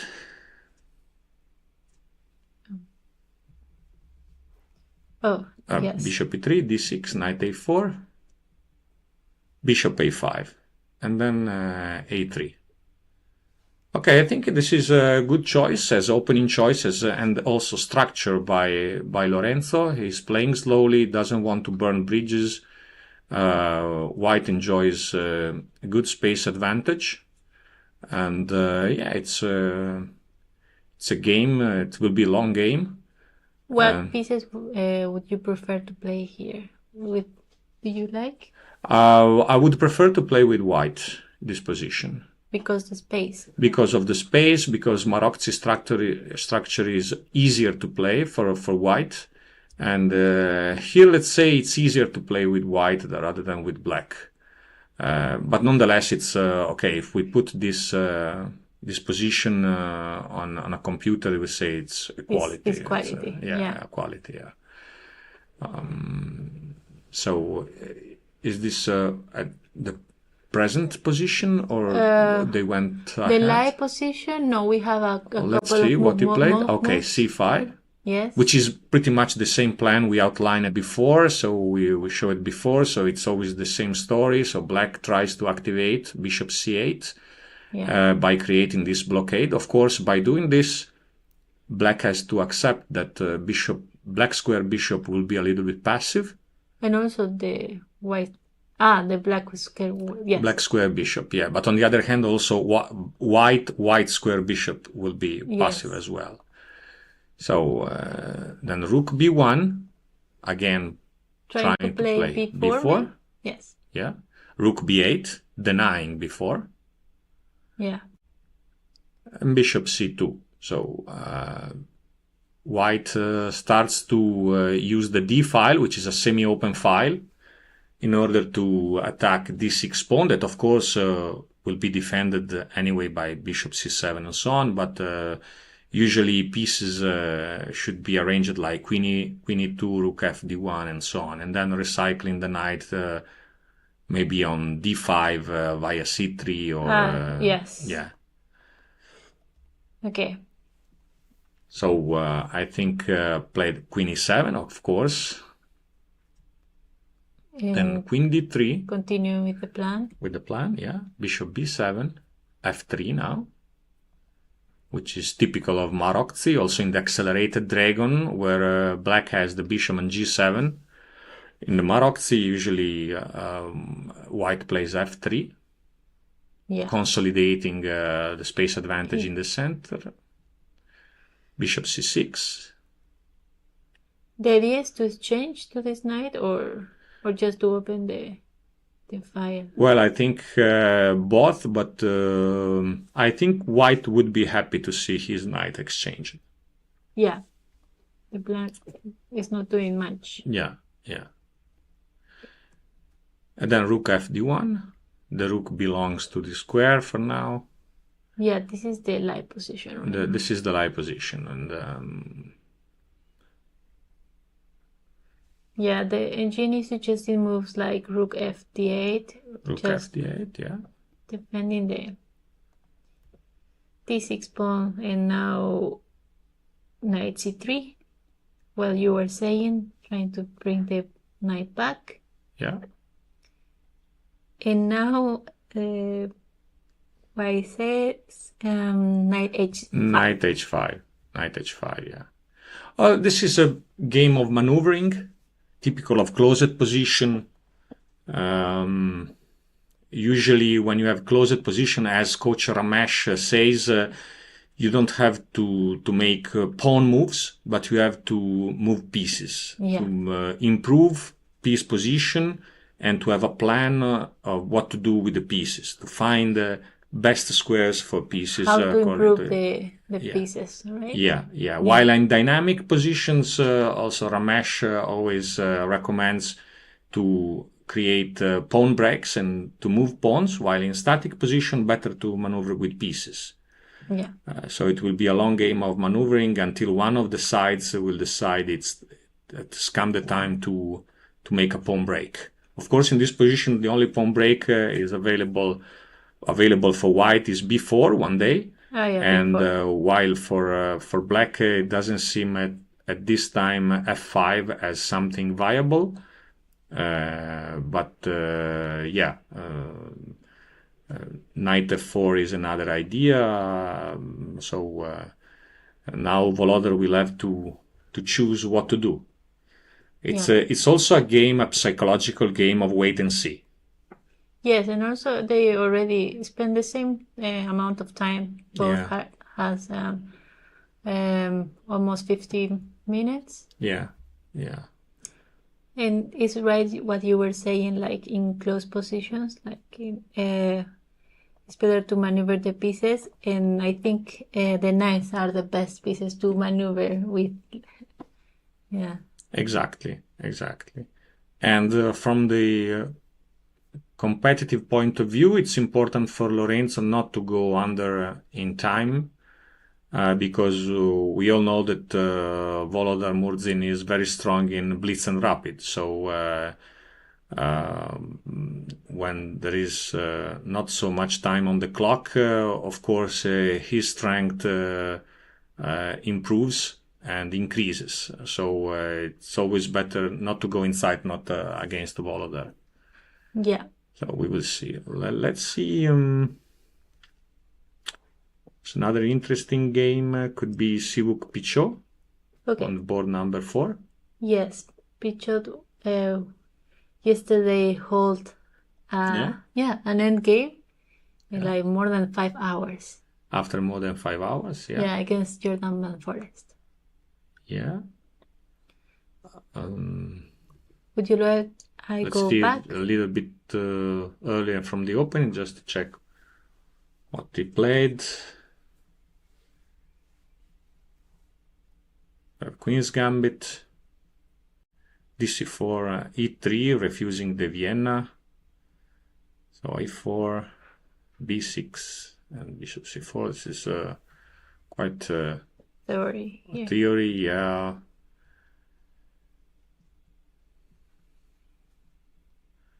Assembling Queen's Gambit accepted, and this is typical position where white enjoys always small advantage. And of course, black solved his problem, typical of the Queen's Gambit, of the bishop c8, which sometimes can be passive, while this time, of course, has the entire diagonal available. Yeah, it's very nice. Yeah. Then c5, breaking into the center. Knight a2, typical maneuver also that we meet also in the Slav defense, in the variation with dc4, a4, bishop f5, e3, e6. Sometimes when white plays queen e2 in order to push an e4, first he plays knight a2. No. Bishop a5. And then b3. Yeah. Of course, white is not afraid of playing with an isolated pawn if black takes on d4, because he has, in this position, he enjoys a good piece play and potential attack on the black king. Yeah. So knight d7, knight d7, bishop b2. Maybe and now, preparing some like d5. I don't know. Yeah, there are some tactics. If black doesn't play queen g5, maybe it will be white to play queen g4. So black immediately starts to take under his control squares on the king's side by playing queen g5. Mm-hmm. And this is the actual position. But here there is a big time difference because Sivuk is only 30 minutes. You already spent a lot of time. Yeah, a lot of time. And we are just in the move 15. Just in move 15, yeah. This can be a factor later in the game, even if now the position is almost equal. It's equal. Yeah, what would you like to play here with white? Here I would prefer to play with black. Yeah. Yeah, it's seems more dynamic, and I feel like this knight has to come back to the game somehow. I don't know where. Maybe. But also, what the engine says after... Okay, of course, now there is mating 1, and we have to cover mating 1. The engine is suggesting just e4. E4, yeah, that's why I was thinking about e4. Yeah. E4, then knight f6. Yeah. And bishop d3. Bishop d3, yeah. Because the bishop has not much to do on c4. Yeah, there is this blocking pawn. Yeah, e6 is a rock. And of course the white plan is... let's suppose that there is no mate on g2. The plan is to play e5 and then start an attack on the black king. It's very thematic there. Yeah, So maybe one day blacks wants to play f3 and then e5, or just keeping the tension. Yeah. Now rook d8 maybe. Yes. And g3. G3. Yeah, g3 because not only frees the pawn on e4, but the idea is also maybe to play h4 and start chasing the queen. Okay. Which doesn't have so many squares because yes, can be attacked by the bishop and so on. So this one too. Yeah. Yeah, this one too exactly. So yeah, this will be an interesting game to follow later on. Yeah. Then I saw while walking through different chessboards, another interesting position is the one played by Musard Jules on board number 9 against the international master Damian Levtak from Poland. Okay, let me find it. What board? Musard is board number 9. Okay. Yes, this one. Yeah, it was, I think, French defense. Yeah. Or bishop b4 is, and then a3, take, b6, which is now modern line, queen g4, king f8, king f8, knight h3, bishop a6. Of course, so black wants to get rid of his bad bishop. Yeah. Time to change, and then a4. Yeah, a4 is a typical move in this kind of position to get space and to maybe one day playing bishop a3. Maybe stopping this pawn. Yeah. Maybe, don't know. Just getting some space for the moment, and just check also what black wants to do. Okay. Of course, black, in order to exchange his bishop, must lose some tempis. Yeah. And this will be has to exploited by white. Yeah. Because now white, I think, play knight f4. Right now, knight f4. Knight f4, yes, knight true. g6. I saw it live while I was on the knight g6. And then knight, of course, so black has no point in exchanging knights, so knight h5. Offering and exchange. This is a typical maneuver because black, of course, would like to exchange queens. Yeah, in the French, black is the one who's looking for a simplification, right? Yeah, especially in this kind of structure where white has doublet pawns. Yeah. And of course, white here, I think he played h3. h3. Yeah? h3, yeah. And now c5. c5. a5. And then a5, yeah, which is one of the reasons of a4, getting space, liquidating on the queen side. Now, of course, the threat is a b6. And in fact, I think black played b5. b5? Yeah. Yes. b5. And castle. Yeah, castle. Here the engine was suggesting to not exchange queens, just going back to e2, which is another option, typical option in this position. Yeah. Because if black exchanges, then there is h, g4, and then f4, f5, and then white, even if there are no more queen on the board, white enjoys a big space advantage on both wings. Yeah. So, but Musard is a very solid player. Is another player who doesn't want to burn all bridges behind him. I like very much his style, I have to say. There is some result there we have, or is my imagination? No, right? No. I thought they were like finishing. I don't know. The arbiter is doing maybe something. The arbiter is. Let's see. Yes. It's a draw. Board 12. Board 12. was Vergara against Grandmaster Paul Welten from from Netherlands or France. Yes. It's Paul Welten. Yeah. France. Yeah, it was draw. Okay. So the last move here was Bishop E3. Yeah. For Jules Musar. Yeah, I think that this is a position easier to play for white. I don't know the engine, what is saying. The engine is saying it's a little bit better for white, 0.48, 50, 5. Okay, in this kind of position, even if the engine evaluation can seem minimal, it's already a lot. Really? Yeah. Oh.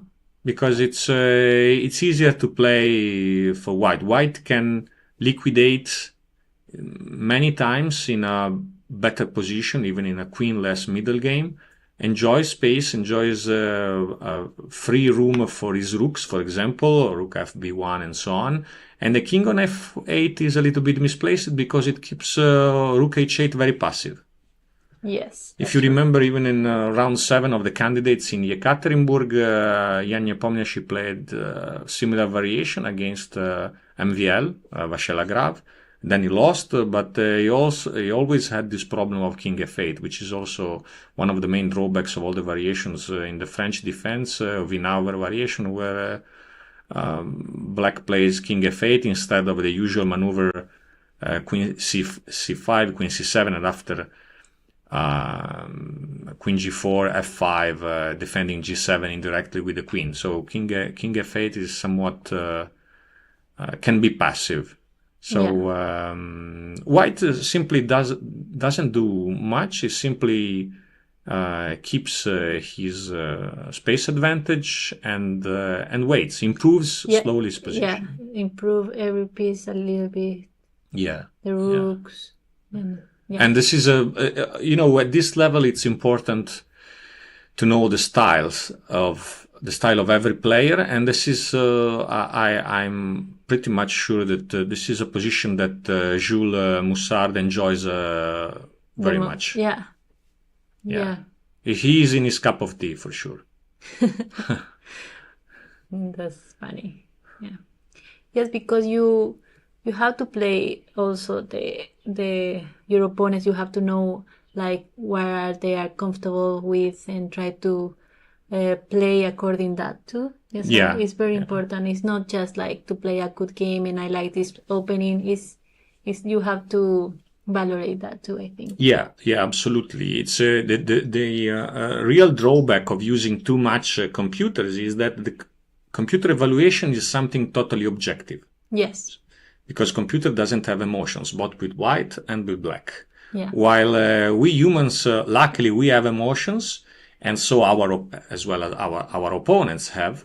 So we have to try to exploit their emotion, their pro and cons, their what they like, what they don't like, in order to make them uncomfortable. Yeah. Which is something computer and artificial intelligence they do don't not know. understand. Yes. Yeah. Because right now maybe Jules Moussard will be fine with winning. It's depending also the point of the tournament. If you are playing good in the tournament, how do you feel, and different other things. Yeah, that's true. And then what we can have a look maybe at. You want to see Luca Moroni? Let's see Luca Moroni. I saw he played a kind of Reti opening with c4, d3, g3, bishop g2. Okay. Here? So knight f3, d5, knight f6, bishop g2, e6, bishop e7, c4, yeah. Cancel. And then d3. Avoiding the Catalan, playing more of a Reti style opening. Trying to play different. c5, yeah. Knight e5 immediately, okay. Yeah. And then exchange the knight. And then e4. Yes, e4. Then I think you played bishop c6, black, if I'm not wrong, yes. And Queen queen E2, yeah. C8, D5, gaining some space on the king side. Then Yes. F4, yeah. Bishop E3, Queen D7. Okay, I even hear a long game, maneuvering game. Yeah. Knight A4, interesting Knight A4. Because now B2 is hanging and... I think the engine likes black. Here he says it's equal, but yeah, he likes black. Yeah. Well, in this kind of positions, engines always show full equality for black, because white lost many tempis in order to create this structure with E5 and F4. Now, of course, there is also possibility to play B5 one day, so that's the point of Knight A4. To free pawn B7. So what Luca played after Knight A4? And Knight F3. Knight F3, And B5, in B5, fact. Yeah, yes. that's the point. You were right. Yeah. Take. And Rook C1, yeah. because there was in the end some kind of X-ray attack on the diagonal A6 F1, Yeah, that's with true. white having both the queen and the rook, E2 and F1. So Rook F C1. And now this is the actual position. This is the actual position. Time is pretty much the same, 38 minutes for Luca and 41 for Ramazan. Yeah. So, but in this position, the only one who has pawn breaks is black. Yes. So maybe slightly better. I don't know the engine how it evaluates, but here I would prefer a little bit black. I have to say. The engine also prefer blacks. He has a slightly like 0.5 for black. Yeah. Which is a lot in this kind of position. So Is the same as the other because or not? Yeah, it's pretty much very similar, because here the pawns in C5 and D5 can start to roll, and while white pawn structure on the king side is quite rigid, it's quite static. So it's of course it's not a big advantage, but okay, here black enjoys free space and easier moves to play and to find. Do you think the rook on d8 would be okay? Would be good? Possible. Of course, now black will have to recycle the knight or to redeploy the knight. Yeah, but which way? Maybe b6 or somehow. But yes, it's for black is easier to play. Okay, yeah. So let's hope Luca will find something later on.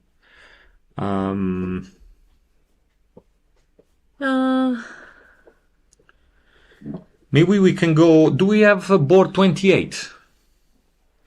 Yes, we have. If you tell me the names. It's Lumacchi against Bifulco. Lumacchi. Two Italian players. Okay.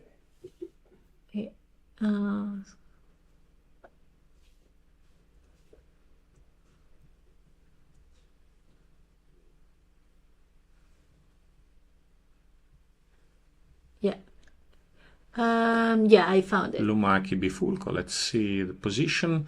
Yeah, that's I asked for this board because Gabriele Lumacchi is a very talented Italian young player. He always liked to play quite tactical openings and tactical positions. He's never afraid to go in unbalanced positions where material is not equal, but there is some kind of dynamic compensation. He has fantastic fantasy, so I always enjoy watching his games because there is always something to learn. And of course, this is because he's Italian, and so I know him because he plays very many times in our league. So maybe for our foreign followers, his name will not mean much, but he's definitely a guy to watch if you want to learn new attacking techniques and new dynamics. I like the dynamic positions. How old is he? 20.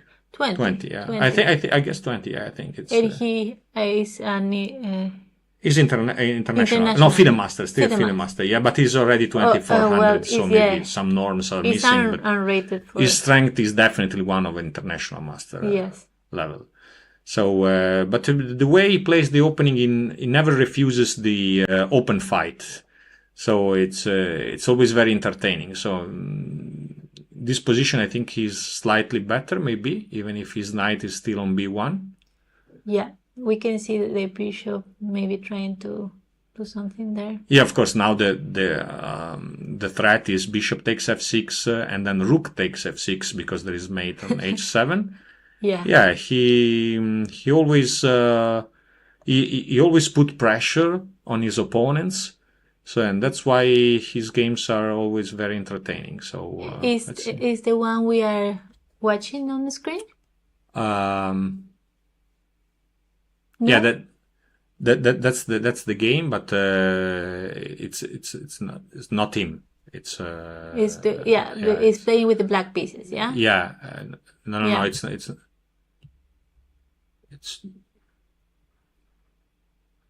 Yeah, that's okay. Yeah. Do you have another? Oh, let's see another. It was maybe some board from the B tournament. Okay, maybe we watch the streamers. Let's see the streamers. Yeah. So an interesting opening on one of the boards before. Okay, let me find the streamers.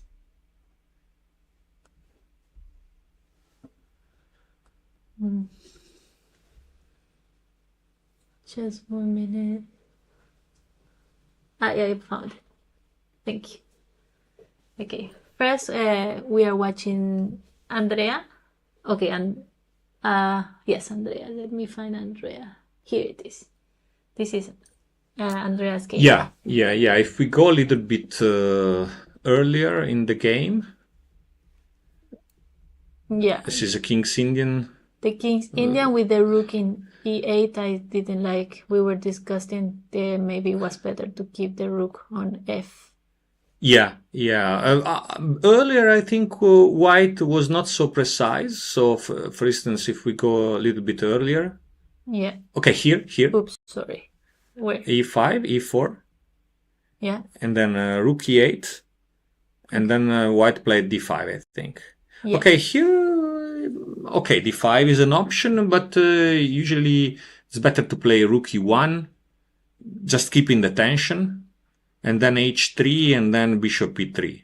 This is a famous game in USSR, rest of the world of the 70s, where Larsen played this position, not without d5, of course, Yeah. against Leonid Stein. Larsen would, but Stein could have got big advantage in the opening, because Larsen didn't play h3, which is almost mandatory after rook e1.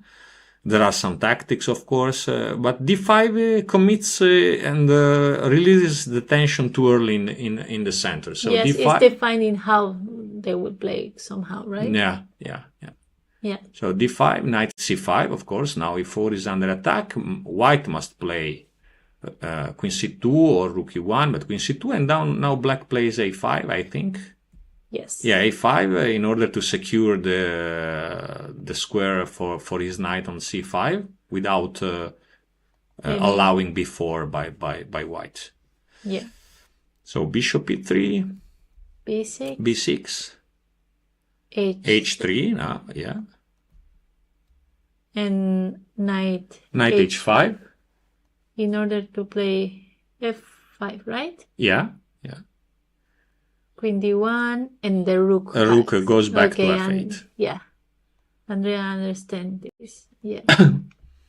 Knight e1 and bishop d7. Bishop d7, yeah. Bishop d7 is just developing the bishop. Yeah, bishop d7 Maybe it was better to go directly. Immediately f5, maybe. Yeah, because in many cases in this opening, the bishop stay there all the game until until we sacrifice it. Yeah, sometimes, yeah, definitely. But okay, f5 was almost consequential without losing tempi. Yeah. And maybe bishop d7 is just waiting move. But in this kind of position,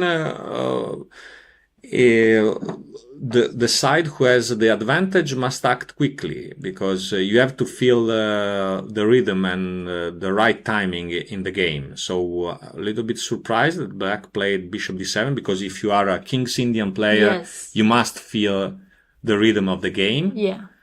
And okay, queen h2, improving King's position. Then Black played queen e8. What is the idea with the queen? I mean, maybe it's related with the bishop here, but where? I don't understand. Queen e8. Yeah. Very strange, queen e8. Yes. Okay. Bishop f3. Bishop f3, okay. Attacking the knight, going back. Going back. Yeah, this is the thing, like 2 tempos, and now she has to go back, and the idea is... There is no f5 anymore, Yeah. so that's why f5 at once maybe was better. Yeah. Okay, and this is the... Is this the actual position? Yes, this is... Okay. It is live. So both players has 30 minutes, 36, 33. And they are in move 16. So Move 16, okay. middle game, yes. And maybe we go to Alexandra now? Yeah, let's see Alexandra. Oh, Alexandra is playing an Italian player. Carlo Molinari with Black. Yes. Okay, many things happen here. Yeah, let's see how we reach this position. Okay. Let's go to the beginning. d5, e6, Queen's Gambit. Exchange variation. With bishop f4, okay. Bishop d6. Exchange. e3, a6, bishop d3, okay. If you want me to stop, you can. No, okay. It's I think it's quite normal sequence. c5. Long castle, okay. Yeah, long castle. And we were looking this. Yeah, I remember this. Yeah. And now knight here to try to go to b4. To b4. Or king b1. King b1. Knight b4, okay. Queen d2. And then knight e4. Yes. Has to take, and knight f4. Knight f4, yes. Yeah. Oh. Queen e7 seems to me a little bit imprecise. I don't know what the engine is saying, but... Yeah, because I feel like... I don't know... Maybe not necessary, Queen e7.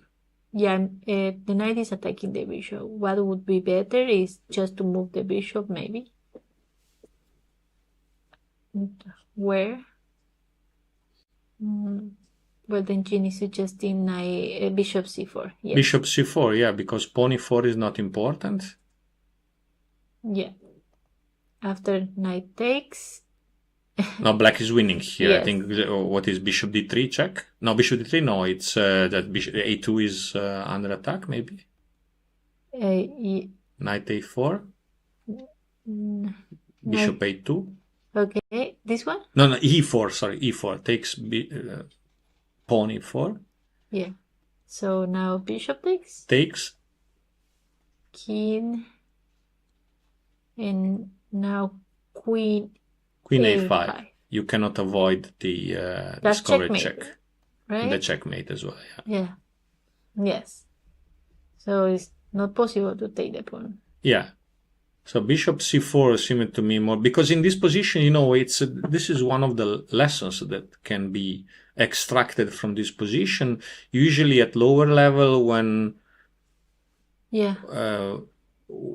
our pieces or our pawn are attacked, we try to save them at all costs without considering dynamic elements of the position. So in this position, white king is weak. Yes. Yeah. And white pieces are not arranged in the best way. So dynamics are in black favor. Yes. So this means that usually white cannot lose time just to capture a pawn, and we showed it because of bishop a2 and the checkmate. And checkmate. So black should improve his dynamics without worrying about pawns. Yeah, maybe bring in the rooks, and also I don't know how white can, I don't know, have a counterattack maybe to the king, because it's, I don't know, not enough pieces there. Not enough pieces, no weaknesses in black's camp. Yeah. So, and white position is very cramped because e4 pawn cannot be taken, and it's like a nail into white position. Yeah, just strong point. Yeah, I like a lot black position. Yeah. But queen e7, I think, throws advantage away, and now white has the advantage. Why? It's the opposite. Yeah. Just turnaround of events. I think now it makes sense to take the bishop, because the bishop, and she did. She did? Yes, they exchange. Queen d4, knight d3. Maybe queen d4 is not so precise. Yeah, having this square for the knight is nice, but now Tenjin is saying to go with the knight. Knight d5. Knight d5, and is threatening knight c7. Yeah. Or exchanging the knight. Yeah. Yeah, this was maybe the best option for white, but okay. Yeah, and also Alexandra is higher rated than Carlo Molinari, so you have to consider those things too, like maybe try to exchange. But maybe he wanted to play for the win. The thing is, he already exchanged the bishop, and yeah.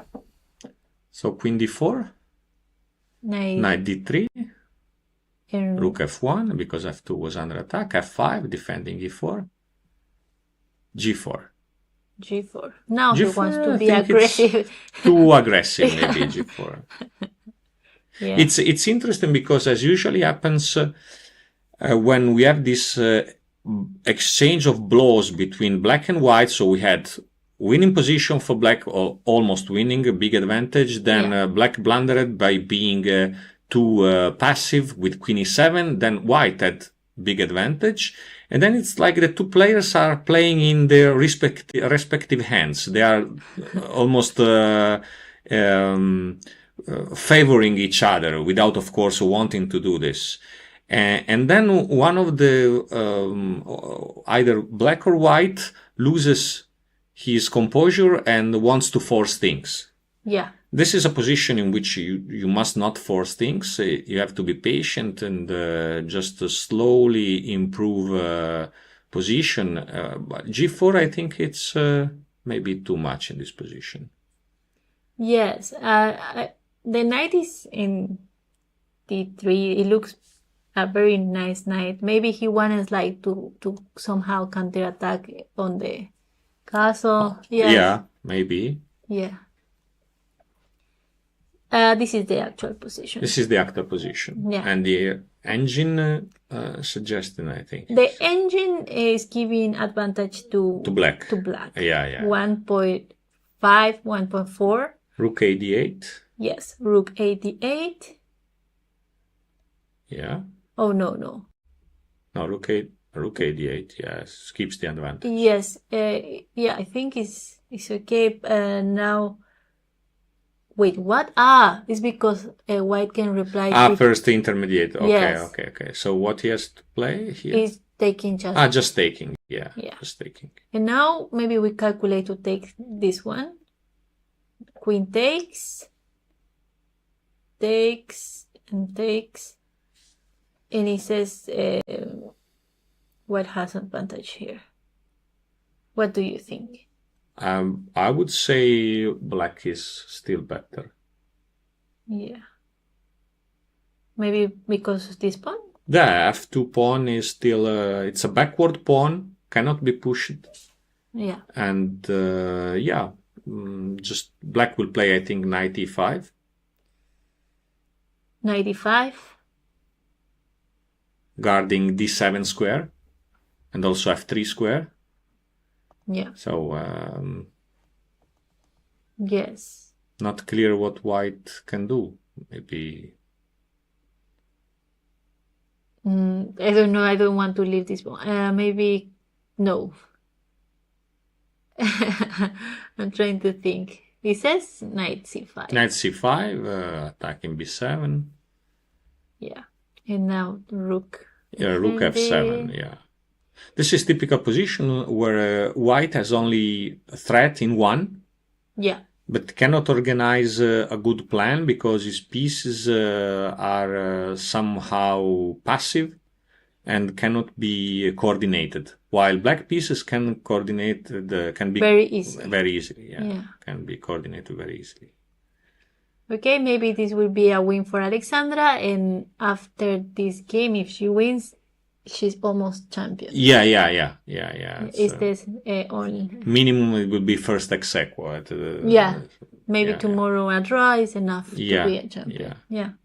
Of course, maybe she's feeling the pressure. G4 is a move that shows that maybe she has some pressure because she wants to solve the problem of this game very quickly. Maybe it would have been better to have more patience, but let's see, because also black can go wrong. So what he played actually after G4?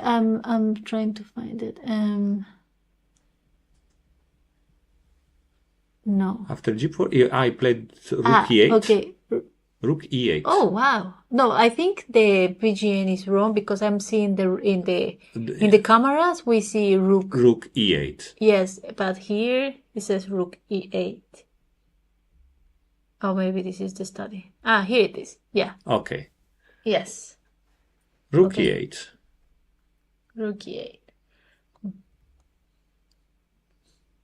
So black didn't realize that f2 will be a weakness, and it's more important to have the f file half open for his rooks rather than keeping the tension. So yeah. Well, white here suggests to take the pawn on f. Yeah, white has to take, otherwise black will have the same possibility like before. Any passing the pawn doesn't do anything. G5? Yes, G5. No, just don't to have this one, but I don't think it's... No, I don't think G5. Yeah. She will have to take. It takes, and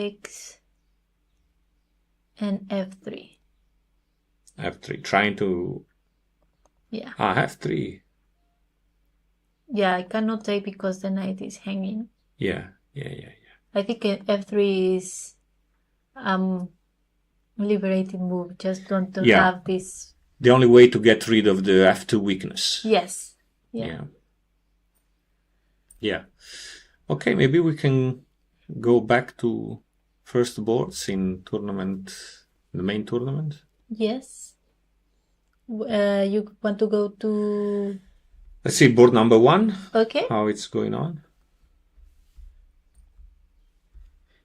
Jair Parkov against how you pronounce that?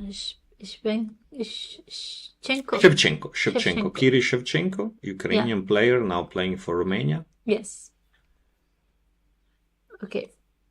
Do you want me to go back? No, it's okay. Rook E1. Okay. 6, A4, C5.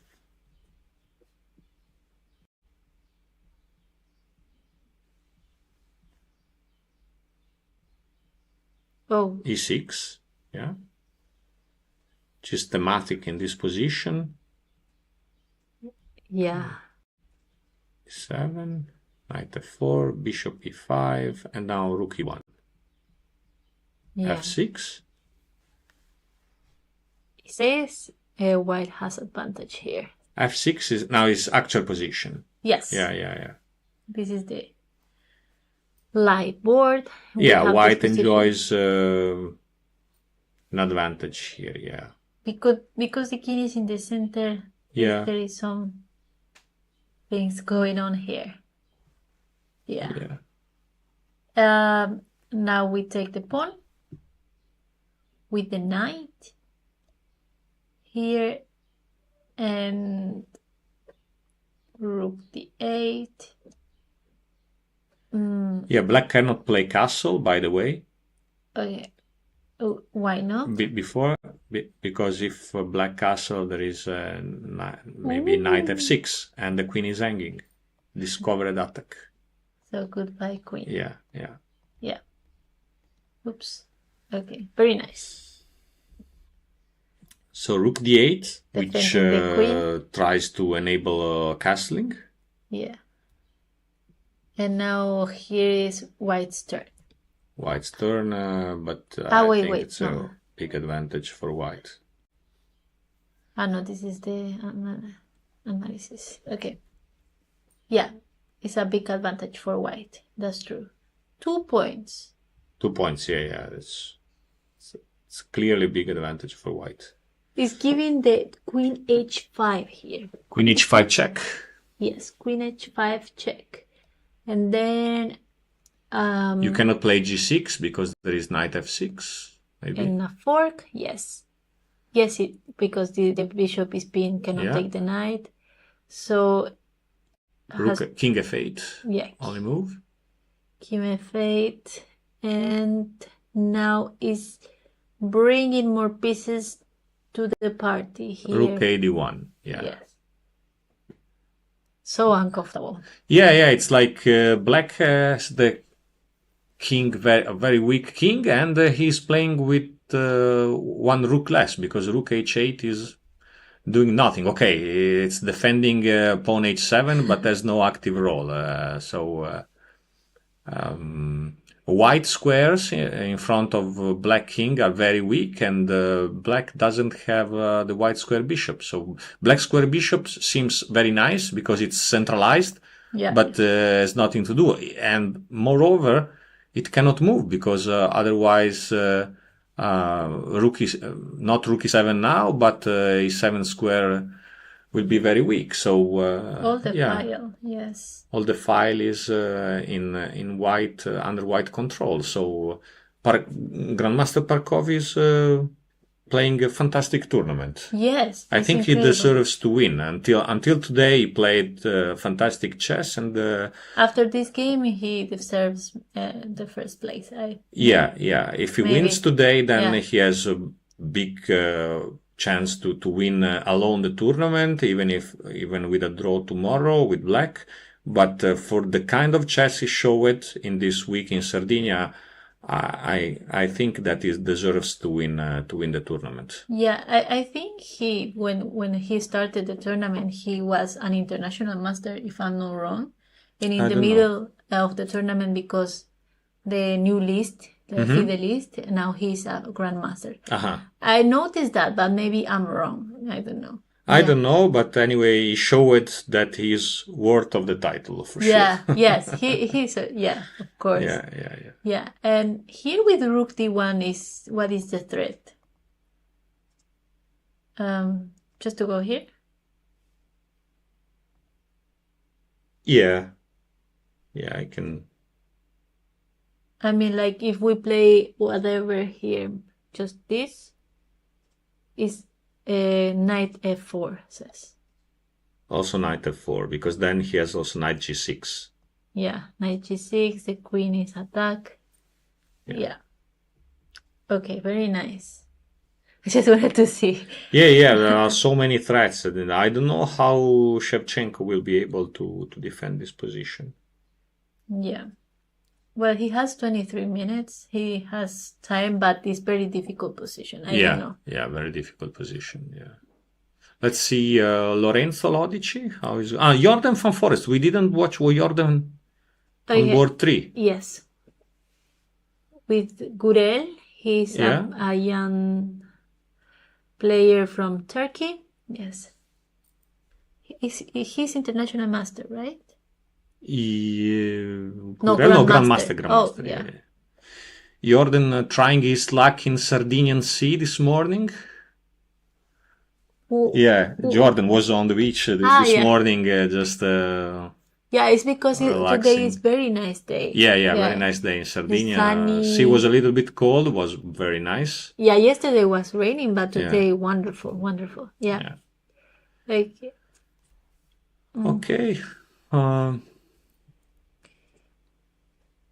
You want to go back a little bit? What to say? No, none. I mean, it's quite. 30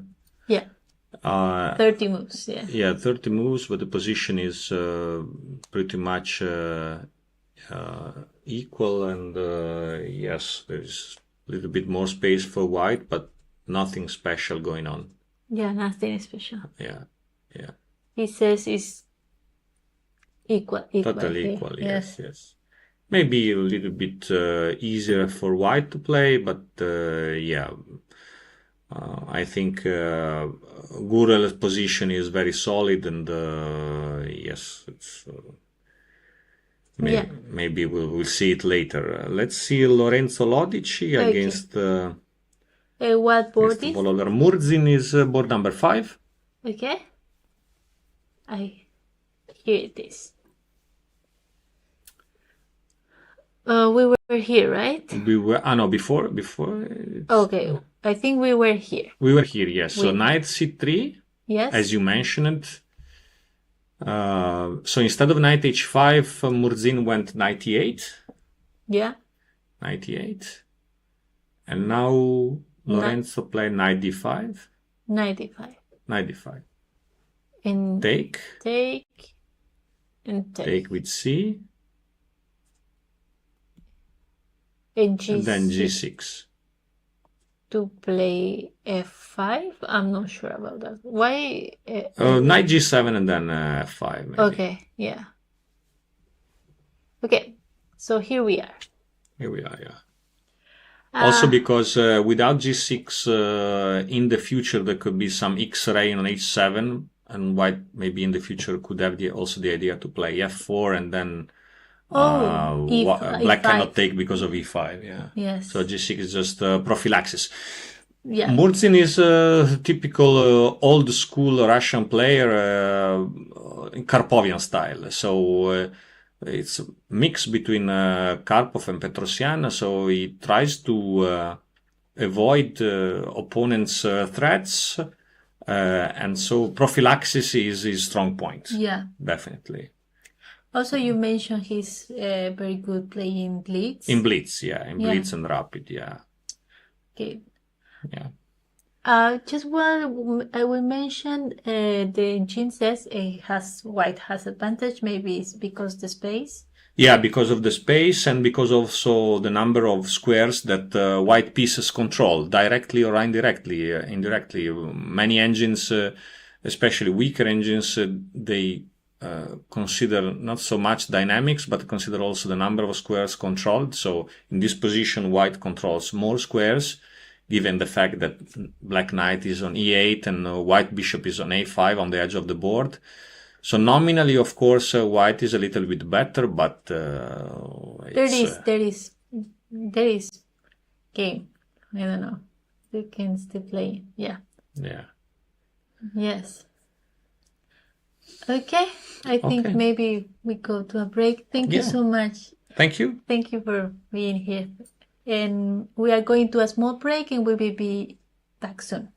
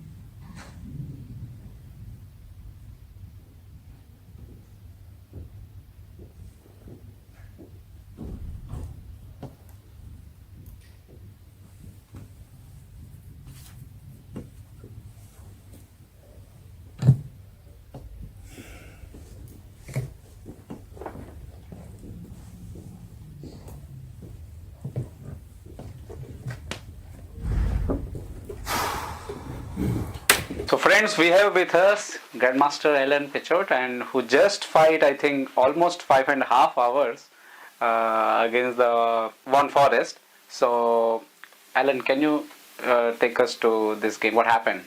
Yeah, it was a very tough game. I think after the opening, it was theory. After, for example, d4, it takes d4, knight takes d4. Knight takes d4. I remember this line was played between Naka and Fabi in the recent candidates. I think bishop e6 is the correct move.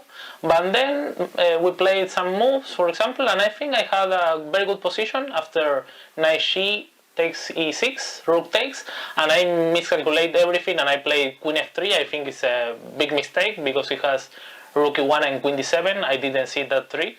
I think I have to play queen f5, and I think I have a good position with the bishops. I mean, maybe it's better for white, but who knows. But after queen d7, I don't have too much time, only 20 minutes or 25, and he took the pawn on h3. I mean, it's very, very complex, but somehow I try to simplify it a little bit, and well, very, very tough game, 80 moves. So you were saying like you are almost going to resign when he played rook a3 or something. Yeah, it's funny because in the end game it's so tricky. I have only 5 minutes in the clock, and when he played in the move 59, rook a3, I thought it was losing position because bishop d4, rook d3 check, and it's lost, and bishop b2, rook b3. But I have bishop a1, and then I can fight.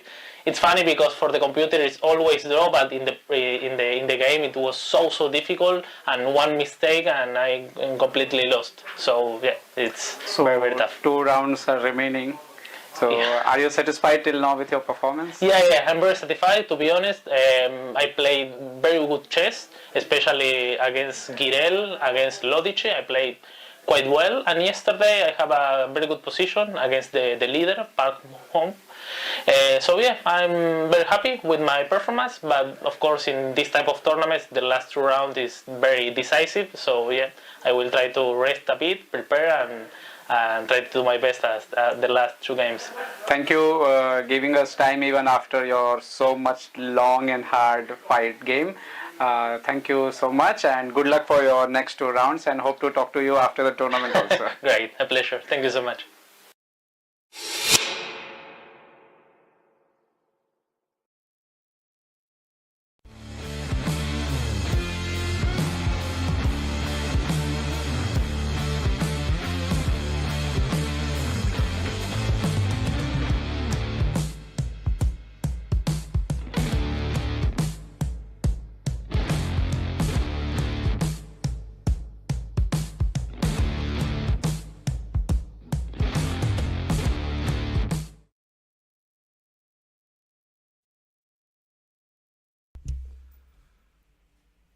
Welcome back to the 8th round of the Sardinia World Chess Festival. Yes, and I'm back. Yeah, okay. I see something funny. See something funny. Now, my name's Alexandra. And Okay. I'm Luca. Yeah, welcome, Luca. Welcome to the stream. Thank you. Okay, so we are back, and I think we are back for kind of the most interesting part. Yes. So this part where it's 50 minutes left to the time control, so already we see some games in this kind of time trouble mode, and so on and so on. And right before we went back live, I was checking how Alexandra Botes was doing. Yeah. So move 24. Her opponent's very short on time, I have to say. 6 minutes. The position is not so hard, but still, like 6 minutes, it's not too much.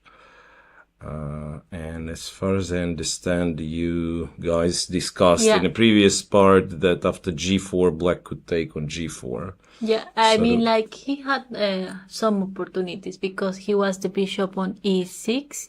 Mm-hmm. And then when Alexandra attacked the bishop, he could just move the bishop on c4, but like keeping the bishop. And I feel like he has some advantage because they attack. Right. And then Alexandra had the chance after queen e7. As it turns out, computer says like she could go queen d6 and exchange the queens because the knight's hanging. Yes, so you will have to exchange the queens, and then probably the endgame is better. Anyway, so what we have now is that in this position, she went for this exchange combination to take on e4, and then the knight on d3 would be hanging, and black captured on b2.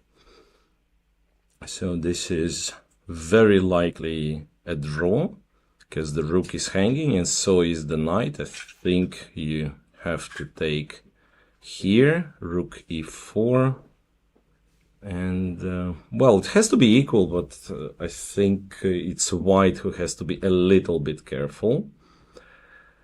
Anyway, we are in the endgame, so not much will happen. And rook endgames. Yeah, rook endgames usually have this tendency of being drawish. And wait, and she didn't take on b2. Oh, she went knight d6, but then, wait a second, knight d1. The problem is that you cannot take back on d1, because then rook d8 pins the knight. I hope I don't think she will take. No. I think, okay, so knight takes, she will take on f5, I'm guessing. She'll take on f5.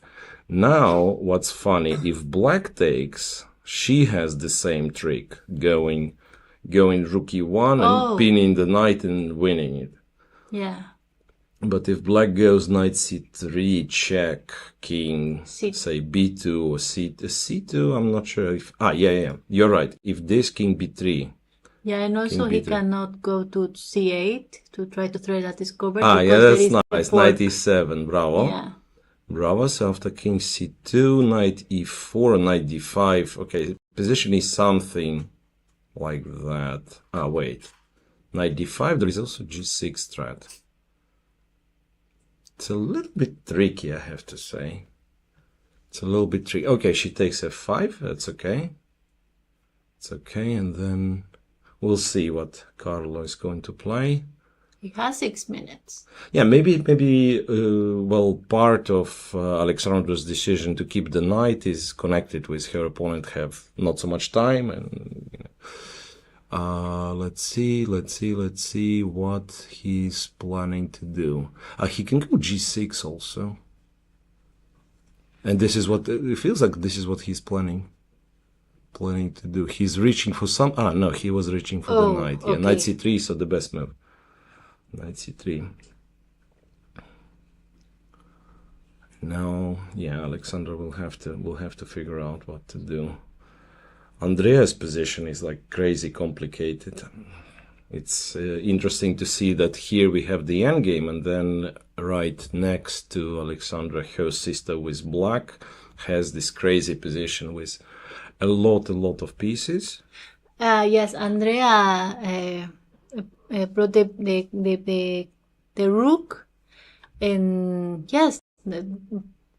back just to play f5, but at the end she lost some tempos with bishop rook b8. Yeah. No, but still, kind of her position is. Wait a second. Could she? This is something that she didn't do. she probably thought this is not a great idea to take because the rook is getting trapped. However, like King's Indian players know this, that like sacrificing an exchange like that and just take with the e-pawn, and so you sacrifice an exchange for the pawn, but you have very strong the pawn on d4 and then potentially the square on e5. So that was, according to machine, it was very strong. So that maybe can be seen as the missed chance, but still black's position is somewhat better. I think she's outplaying her opponent slowly. c6, yeah, c6 is a good move as well.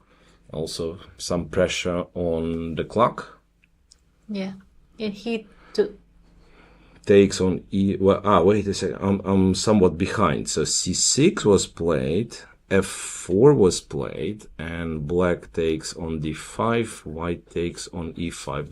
That's such a mess. Now knight e4 is practically winning. I don't know what's going on. Knight e4. Just take knight e4. This is the actual. This is Yeah, great. this is the actual position. Yeah, knight e4, and it's not clear what to do. Okay. Yeah. And she does. Yeah, she does take on e4. Okay, Andrea has.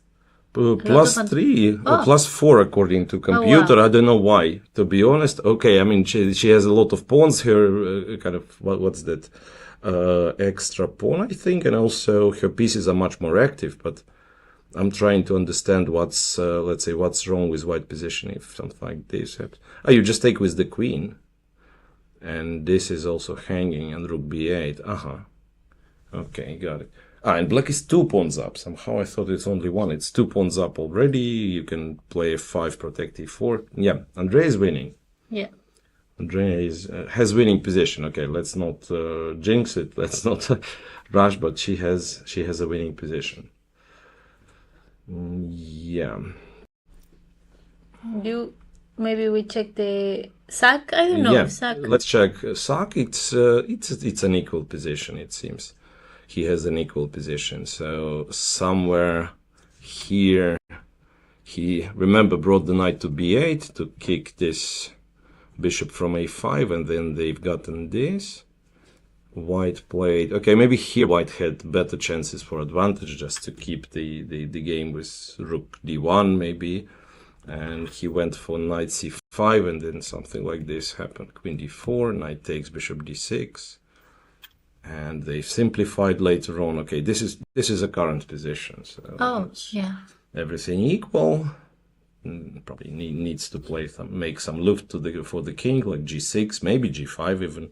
Like g5 is the move with the tempo because g4 is threatening. Maybe h pawn can be moved. It should be a draw normally. Yeah, and I'm really curious to see what happens on the top board, because the first board. Yeah, the first board, because Parhov is better again. So he's playing kind of tournament of his life. Yeah. I think quite possibly this what was missed, e6. Probably Shevchenko missed this move. And after that, white was always somewhat better. Okay, this is the position we have now. Rook ad1, queen c6, and computer likes white. So black's problem is that this rook cannot come to the game because h7 is always hanging. So just, I don't know, some move. Computer suggests rook d3. Maybe knight e4 is also interesting. Just has to hold the position. Maybe there is no straight solution to win, like not like he's going and winning, but just holds the position, and white is better. Also, he's better on time. Move 26, Shevchenko down to 9 minutes only. Yeah, very impressive play by Yair Parhov. Rook d3 to try to double the rooks. Yeah, like to double the rooks, maybe to defend this thing also, because let's say now if black, okay, let's see. If black tries to take, what happens? This is maybe not so easy to find. Rook d8. And the idea is, it's also very convenient that the queen controls c1, because otherwise rook c1 would be the thing. Now if you take, It's queen h7, everything with a check. Queen h7, queen e7, queen d8, Oh, king g7, and rook. another check, king h6, and yeah, there is no checkmate, probably, but the easiest way for white to win is to go h4. So you take the square, you are not checkmated. After this check, you have king h2, and this king will, Yeah. this king will get checkmated Serious very soon. problems, yeah. Very soon will get checkmated, yeah. So rook d3, probably, yeah, you are planning to double, and then maybe to do the same, to go rook d8, to exchange this rook and win this pawn. And black doesn't have much to do. Okay, he played. Wait. He played something very strange. He played queen back to e3. It's a very strange move, and I can tell you why, because now black gets the chance to play rook e8. Yeah, before the pawn was. Yeah, so the pawn is not yeah. hanging yet. He should be very happy, like, to bring this rook into game. Rook e8 threatens bishop h2. So if white goes, if white goes f4, I believe there is some, simply, there is no tactic, simply bishop c3, exchange everything. Yeah. And white has one idea, which is queen h3, attacking this and threatening rook d7, but then h5 is what computer says is good enough. And after this check, king, okay, maybe this is not easy. Check, king f8, allowing the 7th rank, and still good for black. Why to f8 to have this rook defended? So now, let's say black is threatening this, but also this maybe, and the rook is defended. Again, some computer stuff. But I think rook e8 is not impossible to find, simply because this rook was stuck on h8 for a long time, and he's constantly looking for the way to bring the rook into play. Okay, if I do something else, if let's say I don't see that rook e8 is the good move, rook f8, not great, because knight e4 is maybe a threat. Maybe knight e4 is a threat. So if I go king g7 king g7 is also possible. I think he would move the pawn. He played rook c4. Yes. This is something very strange. Rook c4, we are back to white being better. However, no, not clear, like knight b5. Now the move is knight b5 according to computer. Okay, what happens if I just go back? Just to see. If I go back, black takes, and now queen a4 is strong. Because if this, there is rook e4. Okay, this is already hard. This is already hard to understand. Okay. Because this other line with rook d3, blah, blah, blah, rook d8 was kind of a little bit straightforward. So now to play knight b5 for white is somehow confusing. Okay, can maybe try to check the other games. The game on board 3 is very quiet. Jordan Van Forest against Edis Gurel, almost like they play in the candidates. Yeah. Take one file, exchange everything on this E file. Also, much more time they have. White just played his move 40. Yeah. So there is no action, there is no, let's say, no time trouble. Symmetrical. Yeah, we don't care about this one. Yes. We want something, something real. Pichot is slightly better against Sivuk, and also Sivuk has 3 minutes only, so this is something to check. 3 minutes for 3 10 minutes moves. for 10 moves, yeah. I don't know what was happening. This was the one with the bishop on a5, yeah. So b4, bishop b4. Black found some trick, the nice trick, h3. So the idea of this trick is that if you move the knight somewhere, let's say knight goes to a6, Black has, I mean, you can do this, then check, then takes, right? Exchange the queens, king f2, check takes.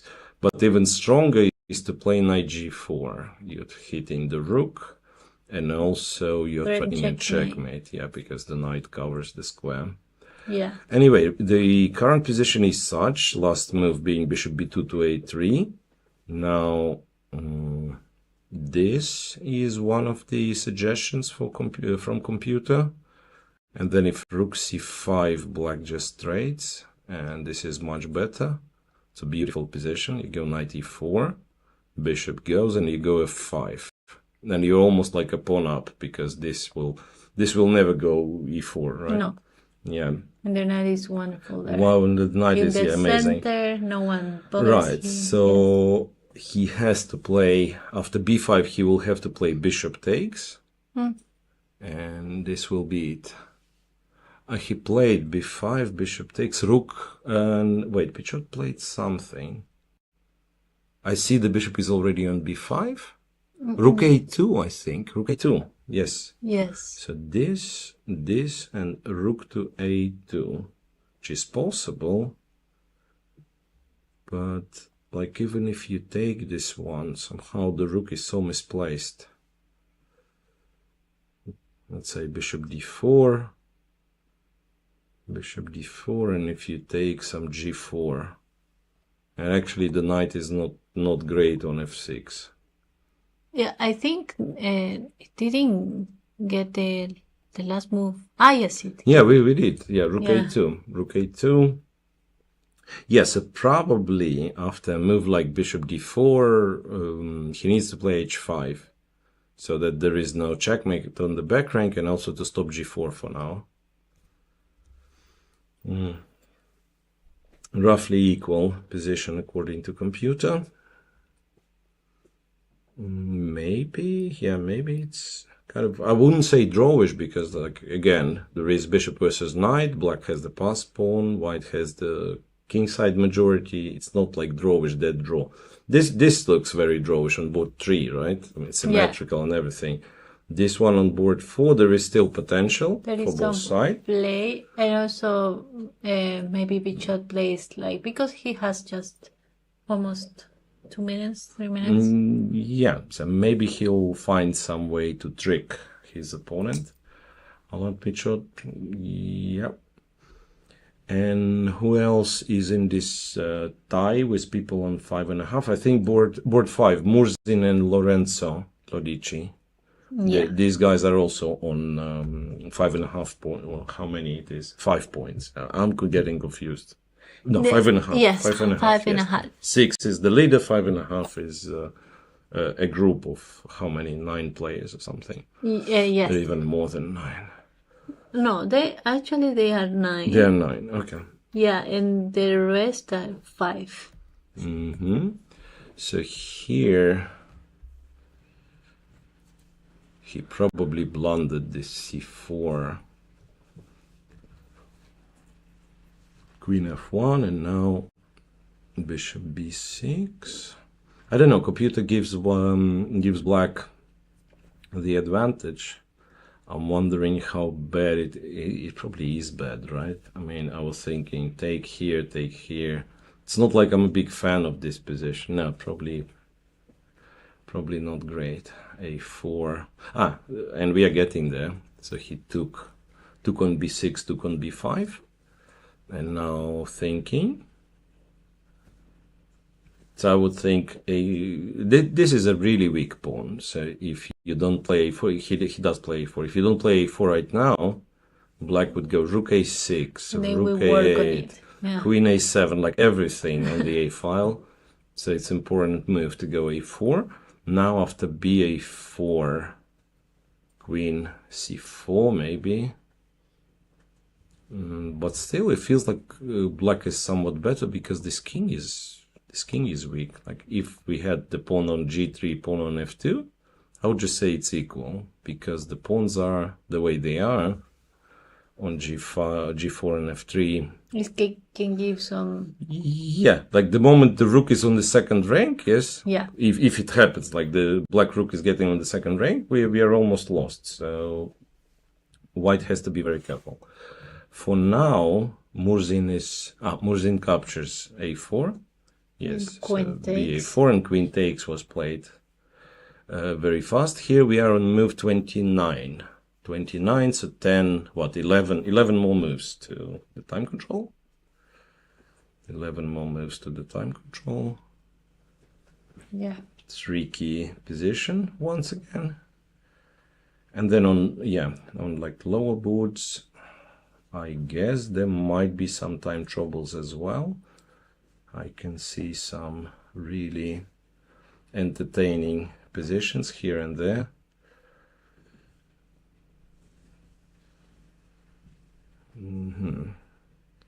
And Pichot played the move. Pichot played the move.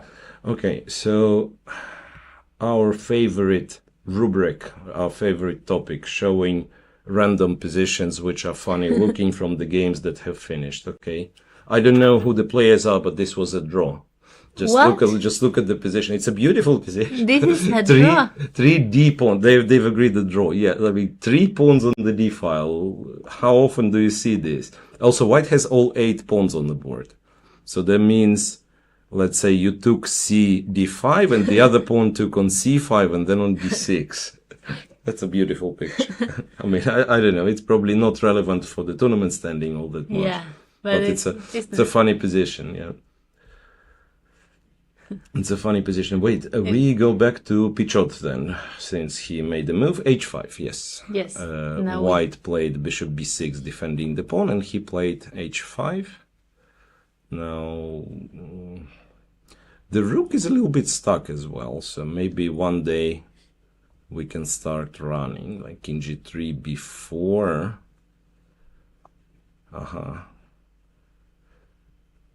Maybe you go back.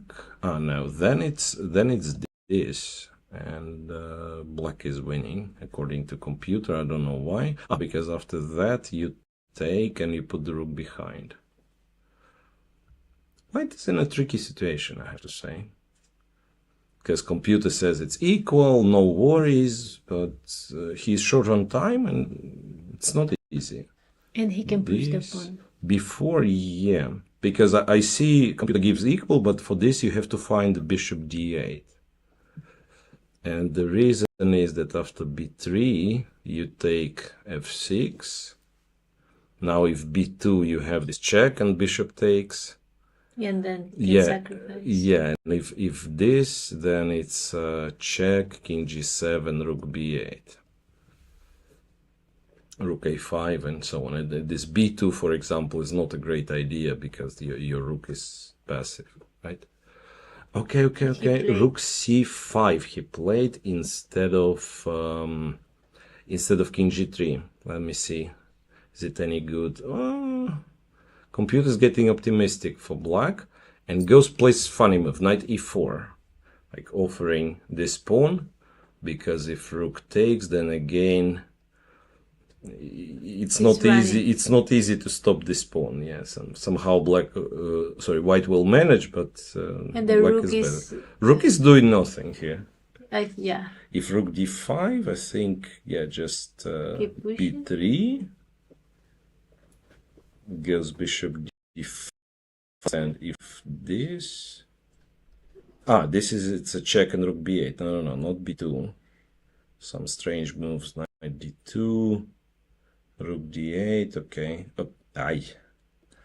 Rook d8, king h7, rook b8, take on a5, probably a draw at the end, yeah.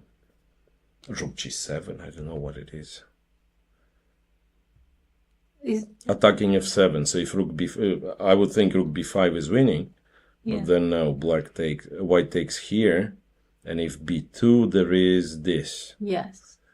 Check, king h8 is bad, so king h6, and then it takes on b2 and goes rook a7, which is probably a draw. Yeah, you can give check, take e3, it should be a draw, but black cannot win. I think Pichot will have a chance, I don't know why, but I feel like he will have a chance also. Yeah, he played with one...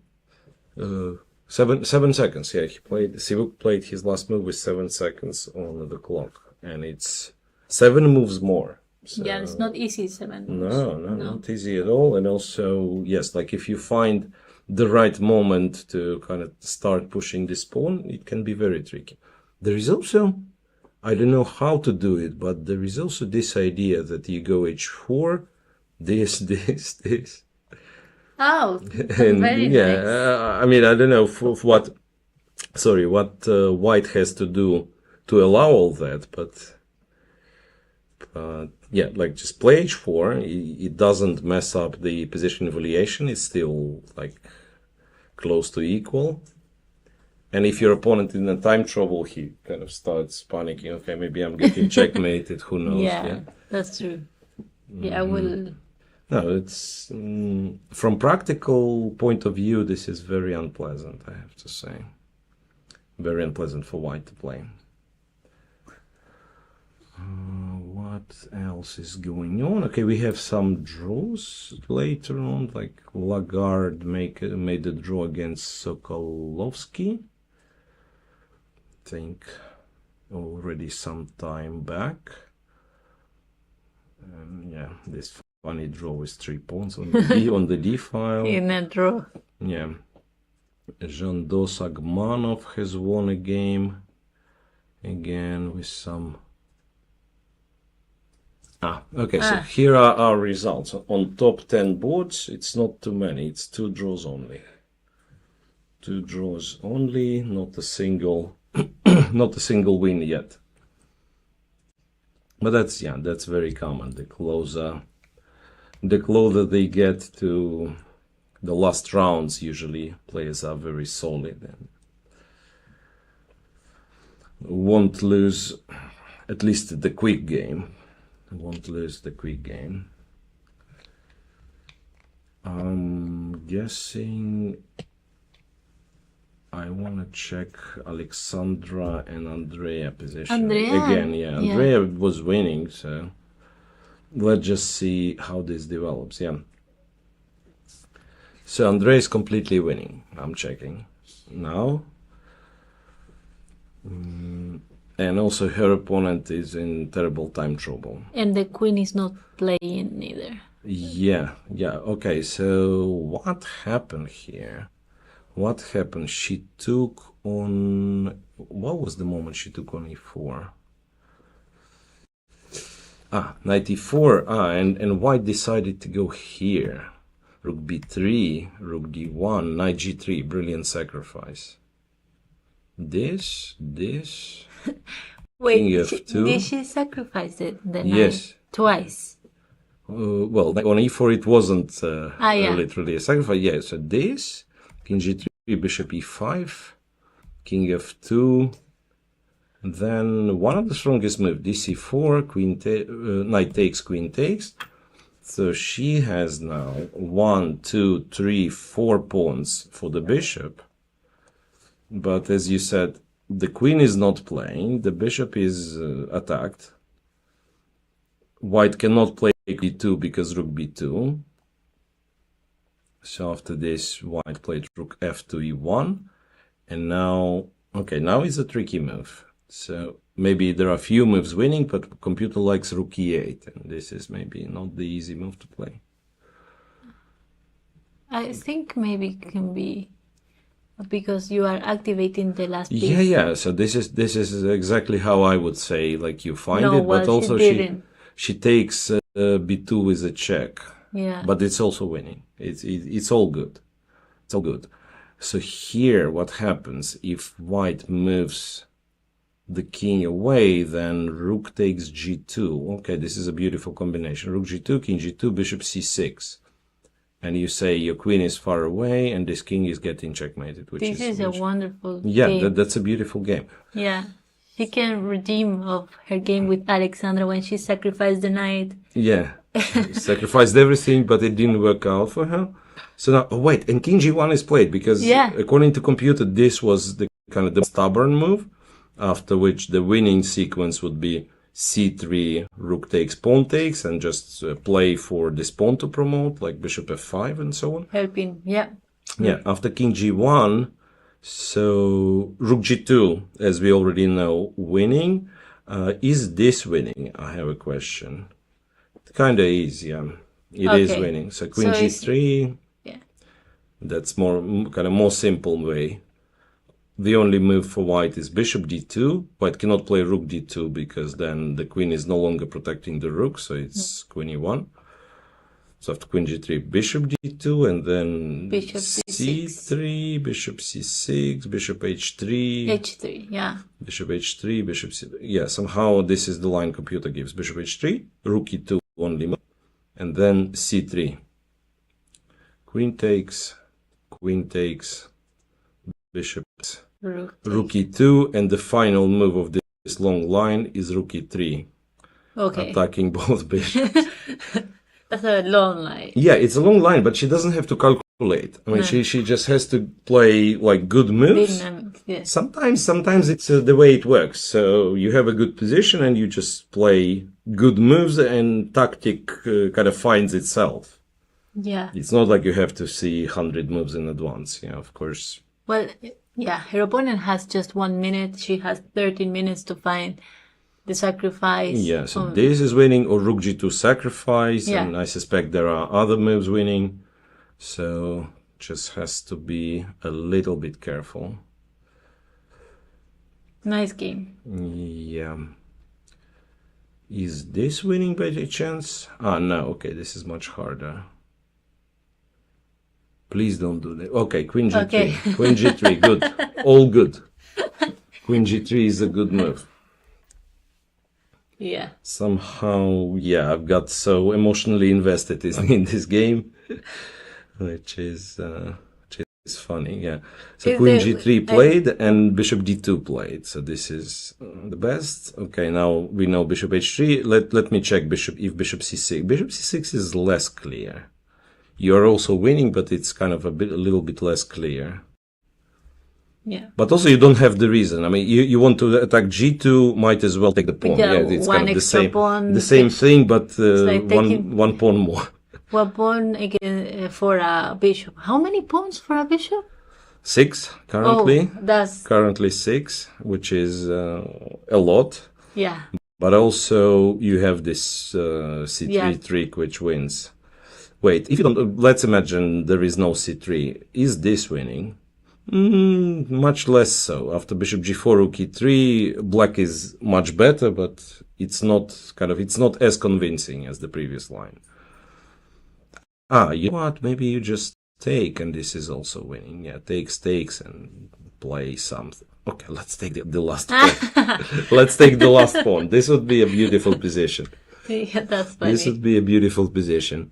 Rook E2 played, so now very important to find C3 to stop the game, kind of finish the game immediately.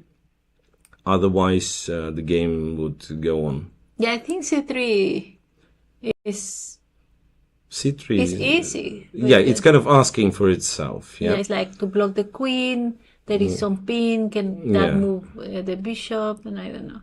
yeah. This looks exactly. Look, you might play C3 even not seeing the final move. Like you Yes. go C3 and you say, You okay, just want to simplify. I exchange, I take the rook, and I will somehow win with rook and 5 pawns against the bishop. And then when the position is on the board, you say, you know what? I'm actually winning much faster with rook Yeah. E3. Yeah.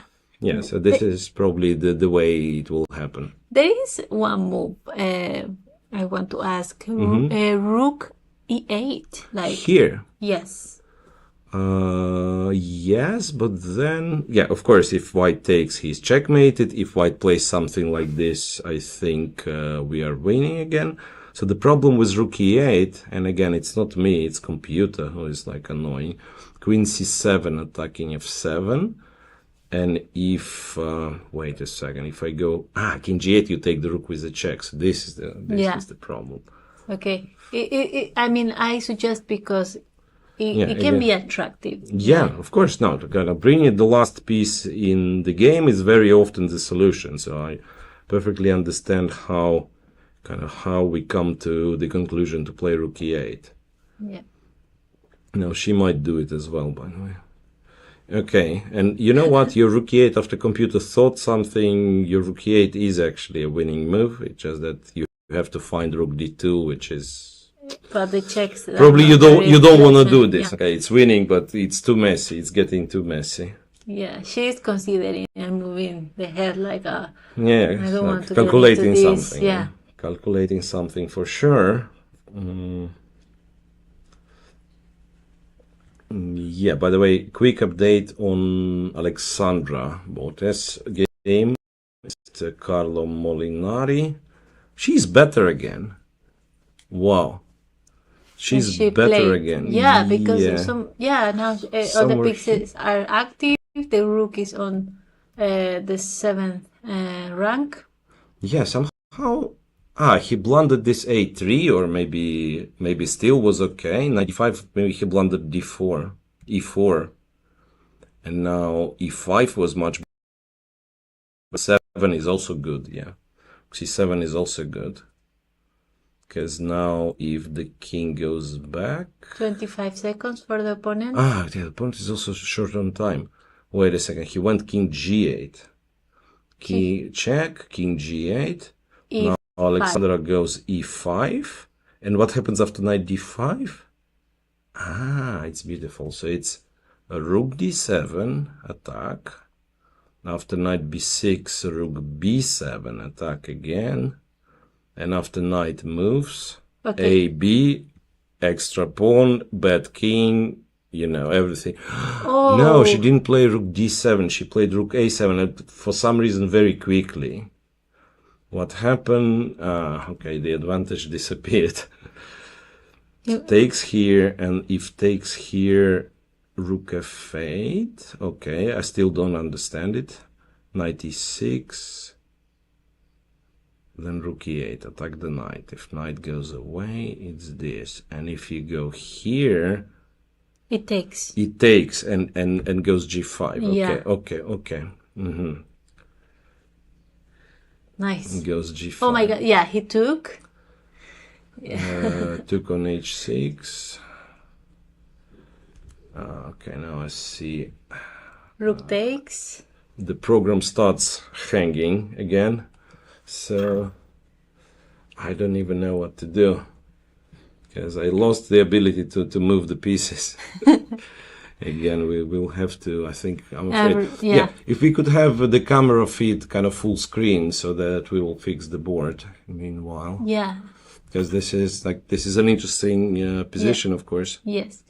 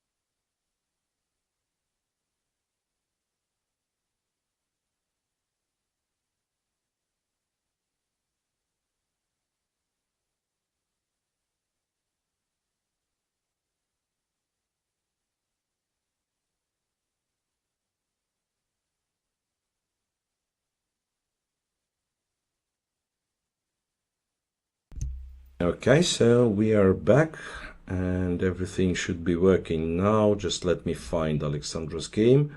Yes, we are back. So instead of we are switching to Andrea again. Yeah, she's still thinking, by the way. So I like the way she paused in a critical moment. Unlike Alexandra, who had to make a, It's she like, had the time. And this is the crucial moment they have to think one of the best moves. So, like, you feel that, okay, sometimes you can just make reasonable move. I don't know, rook to the open file, something simple. Sometimes really, like, you have to sit and calculate. That's what Andrea is doing. Yes. So that's cool. And for Alexandra's game, I will go back to Alexandra's game because last move was rook to d8, and this is something computer was not recommending. So let me see.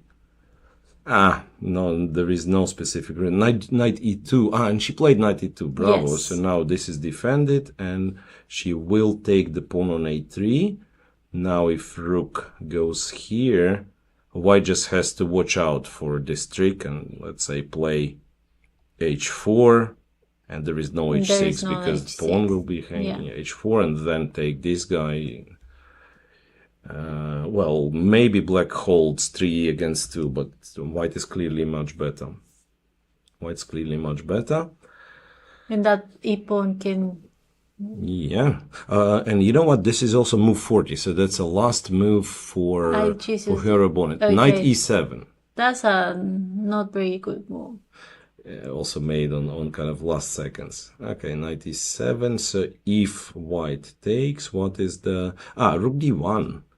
Activates the rook and maybe tries to give check from behind, or go to h1. Anyway, so this game reached the time control. Alexandra is in, kind of has a better position, even if it's not winning. I think. One extra pawn. She has one. All right. Let's see if Andrea did the... No, she didn't move. She's calculating. Oh, yeah. Like a true professional. She did play c3. Wow. Oh, wow. Wow. This is beautiful. This is a cool move. Yeah, this is incredible. No, this is also like, it wasn't easy to find. It's, as you said, like, yes, it has the idea of the spin on the second rank and everything, but also there were many other attractive moves. So cool thing that she found the strongest move. And it's move 36, so still few moves before the time control is reached. Yeah. Few moves before the time control is reached, and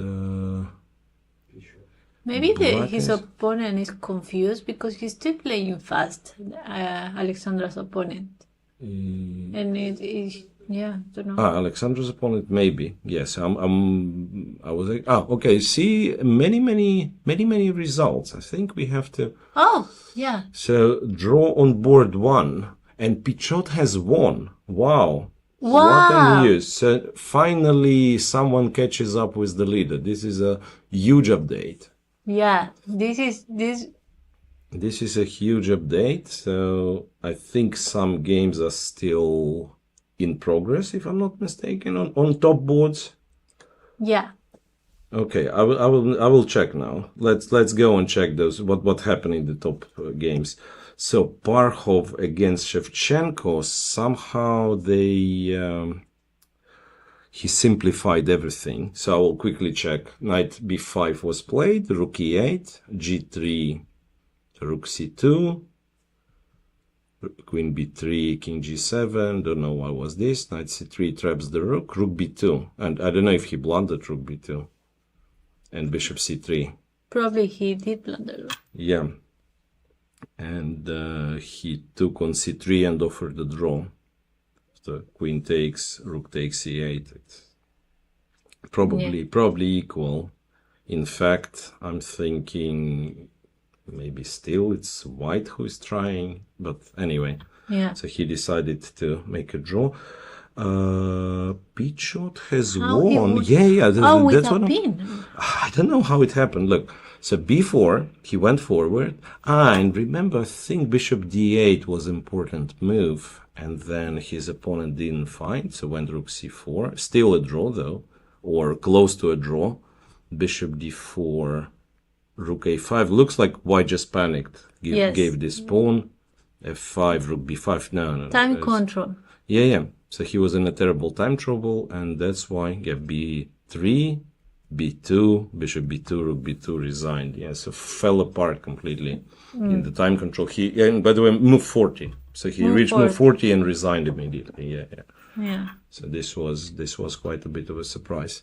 Yes. The sun is messing up with the camera view. Yeah, a little bit. I don't know what to do. All right, so we have second leader finally. It's Alan Pichot as well as Yair Parhov, and we won't have any else because the top 5 boards are finished. Chigayev, Fedoseev was draw in like 10 minutes. No, come on. There is also Van Forest playing. I'm sorry. Board 3 is still playing, of course. So Chigayev, Fedoseev is finished, and Lorenzo Lodici against Murzin made the draw. They made a draw. They did. This one. Wait. That's the one that we've seen. This position, and then somehow Murzin couldn't find anything and exchanged queen a3, queen e2, blah blah blah, draw. Yeah. So the only player who can equal with our leaders would be Jordan. Or his opponent. It would be the leader of this, or the winner of this game if it has a winner. Yeah, but this position is a little bit... Yeah, it was equalish, let's say, somewhere around here, and you would expect like a lot of trades on the e-file and just a draw, but now I would say that it's not as easy. It's probably still equal. Black is playing for... I think it's black who is trying. But this rook is somewhat awkward. If, let's say, if we go here... also, if we go here, for example, then ba4, and somewhere there could be knight b6. It takes on e3, rook e3, knight b6, for instance. Computer still gives equal, so maybe it's a draw after all, Maybe it's a draw, but they reach move 40, and that means there will be some play after the time control, so they are getting half an hour added to their clock. A very sharp game that is still in progress is on board 6, Sugirov against Erdogmush. I don't even know. I think it was some Sicilian. So knight g4. Look at this move. So double pin. The knight is pinned with the bishop, and then the pawn is pinned because queen f8 checkmate. So knight g4 is a beautiful move, but black has to play bishop c7. I think he already did. I'm not getting an update. Yeah, bishop c7 protecting on e5. Now Sugirov has to find the way to continue his attack.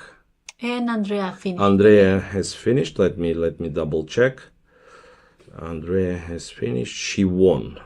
Yeah. She won her game. Alexandra is still playing. She cannot lose. Maybe she will win as well. So that would be a big triumph.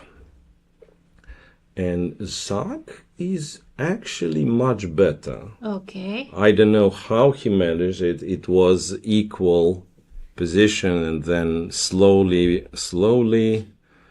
maybe in a time trouble, but this is what we have now. It's a rook endgame with black being a pawn up, and also e5 is very weak. So let's say if we exchange like this, white is probably losing e5 immediately, because this is a threat, and also this is a threat. So if you go to the first rank planning to defend from here, it's rook e4. If you go to, say, a7 to planning to defend from here, it's rook b5. And again, black is winning a second pawn. So I think Zak is just winning. Yeah. Zak's just winning, yeah. So is Zak's turn? No. It's white to move, but he cannot do much. He kind of has to trade and then cannot save the pawn. If he just moved the rook. Rook to c5, then with two rooks, black will win something on the king side. Yeah, Like rook just, b3, yeah. you know, this guy, for instance, king g2, rook a4, and then start, you know, looking for this kind of checkmates. So white will have to exchange. All I'm saying, like, white will have to exchange the rooks on our mate, simply because too many threats. So Sachs winning, Alexandra Is winning. I think, okay, I mean, it's probably holdable. In reality, I think if black, let's say, plays perfectly, should be able to hold, but it's hard. It's hard. And Andrea has won already. Very beautiful game.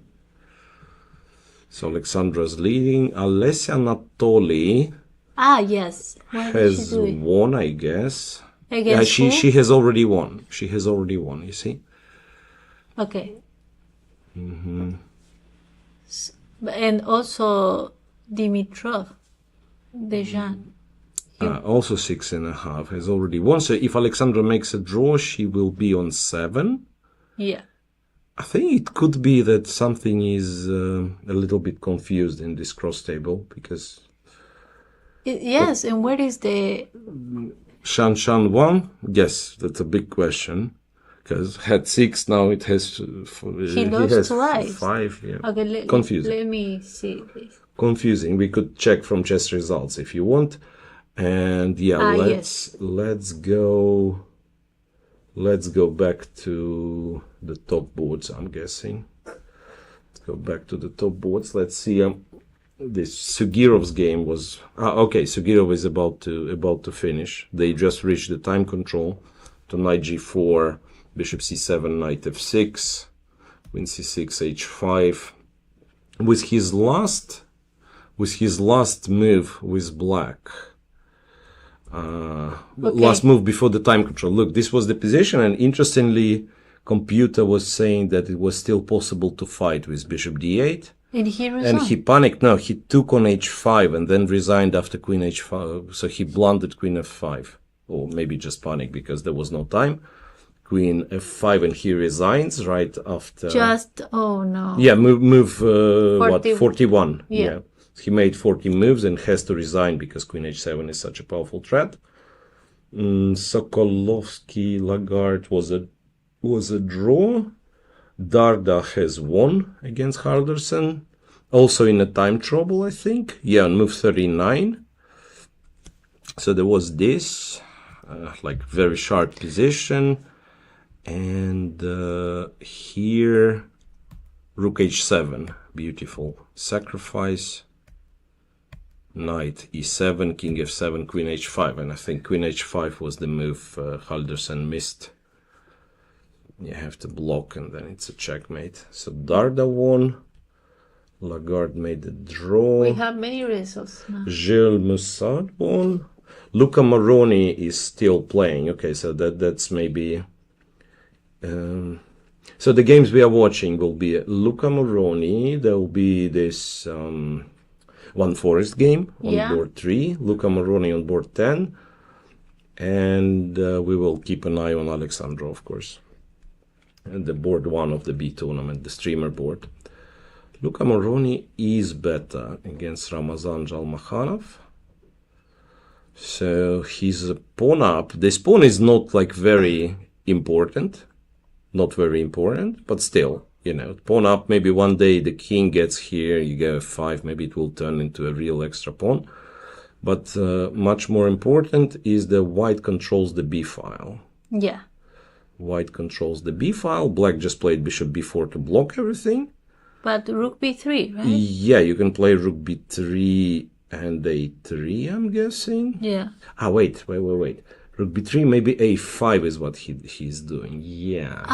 Okay. a5, After a3, A3, a4, yes. Nice. But even then, isn't this better? No, it's not much better. Takes and computers. Now he has the open file as well. Okay, so after bishop b4, maybe we don't need to do this a3. Maybe we just activate the king. g2, f3, e4. And then when the king is on e4, maybe we go here. Okay.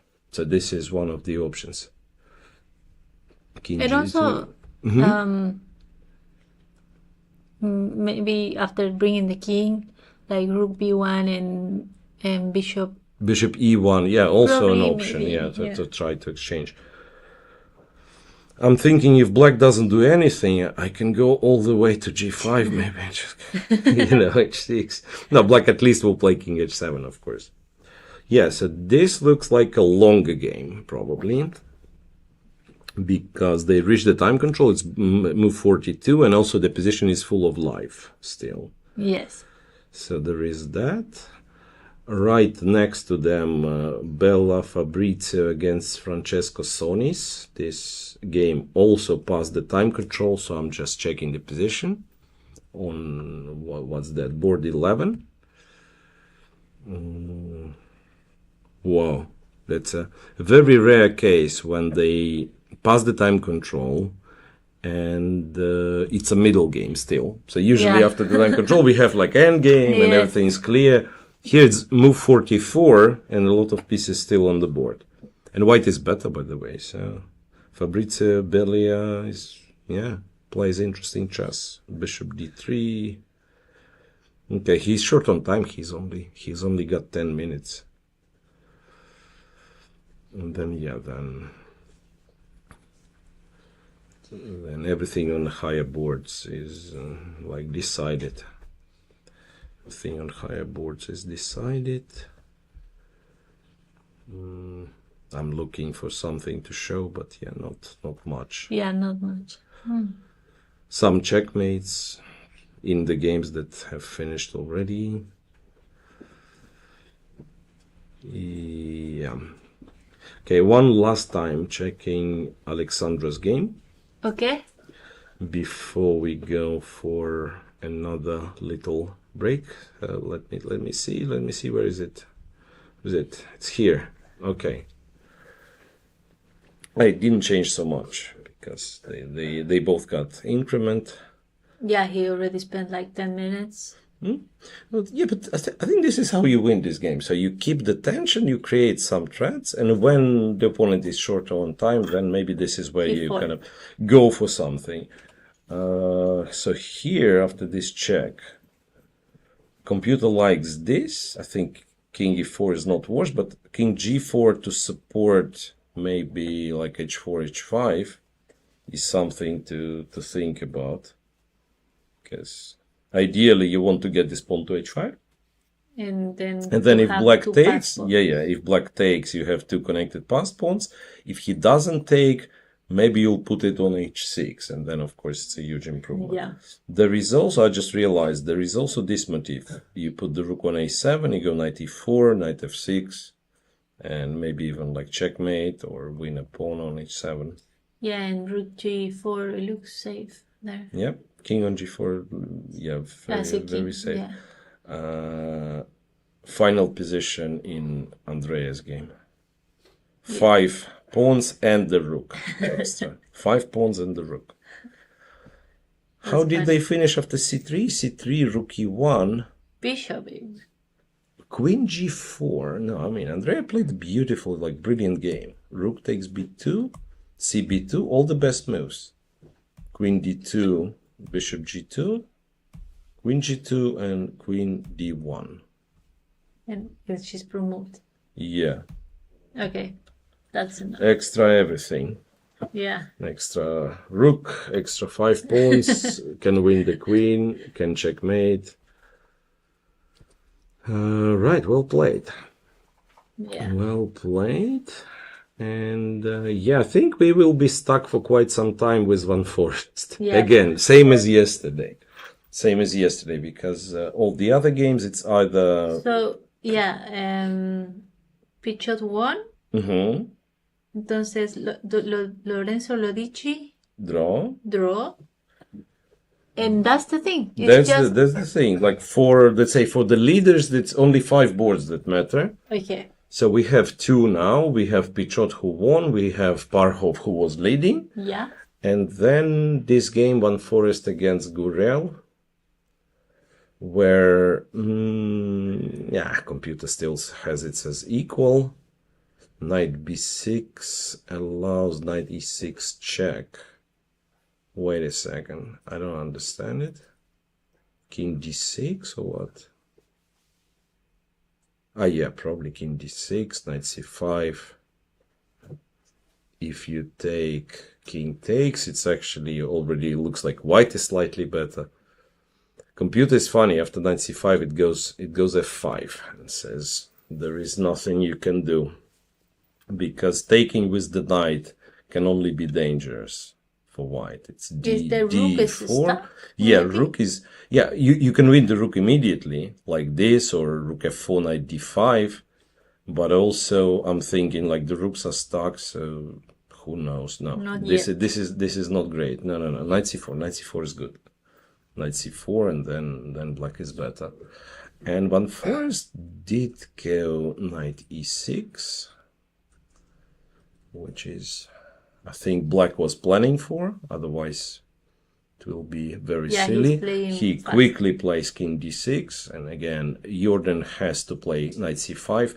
This would be funny. Knight c5 played. This would be funny. Rook f6, then black takes e2, or even goes king e7 first. Attacks this.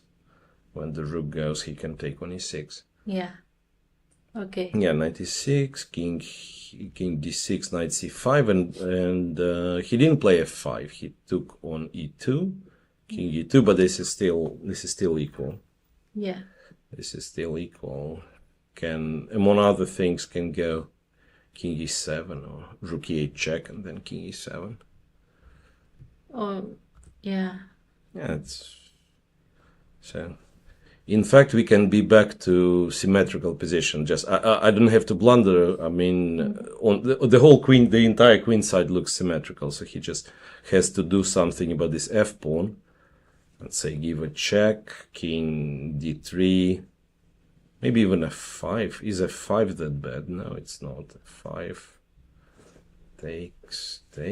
This actually is a little bit scary because the king can try to run, but king e7, king f4, king f6 also equal. Yeah, it's controlled. Also equal. Yeah. Probably this will be a draw. Yeah, probably will be a draw, but given the tournament situation that they both want to win, I think this game will go on for a little bit. Then what else on top 10 boards we have?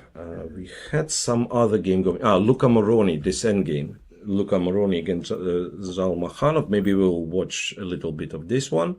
And of course, Alexandra's game too. But yeah, the kind of the leader of the B tournament and, the streamer. And tomorrow the last round. Yeah, tomorrow. Preparing us for the last round. Right. Maybe we have to mention that tomorrow's last round is very early. Yes, again. Tomorrow. It's a very hard job for us. And maybe some other audience will join because it's 9 in. Maybe it's still not too late in the US to join for some of you, right? Yeah.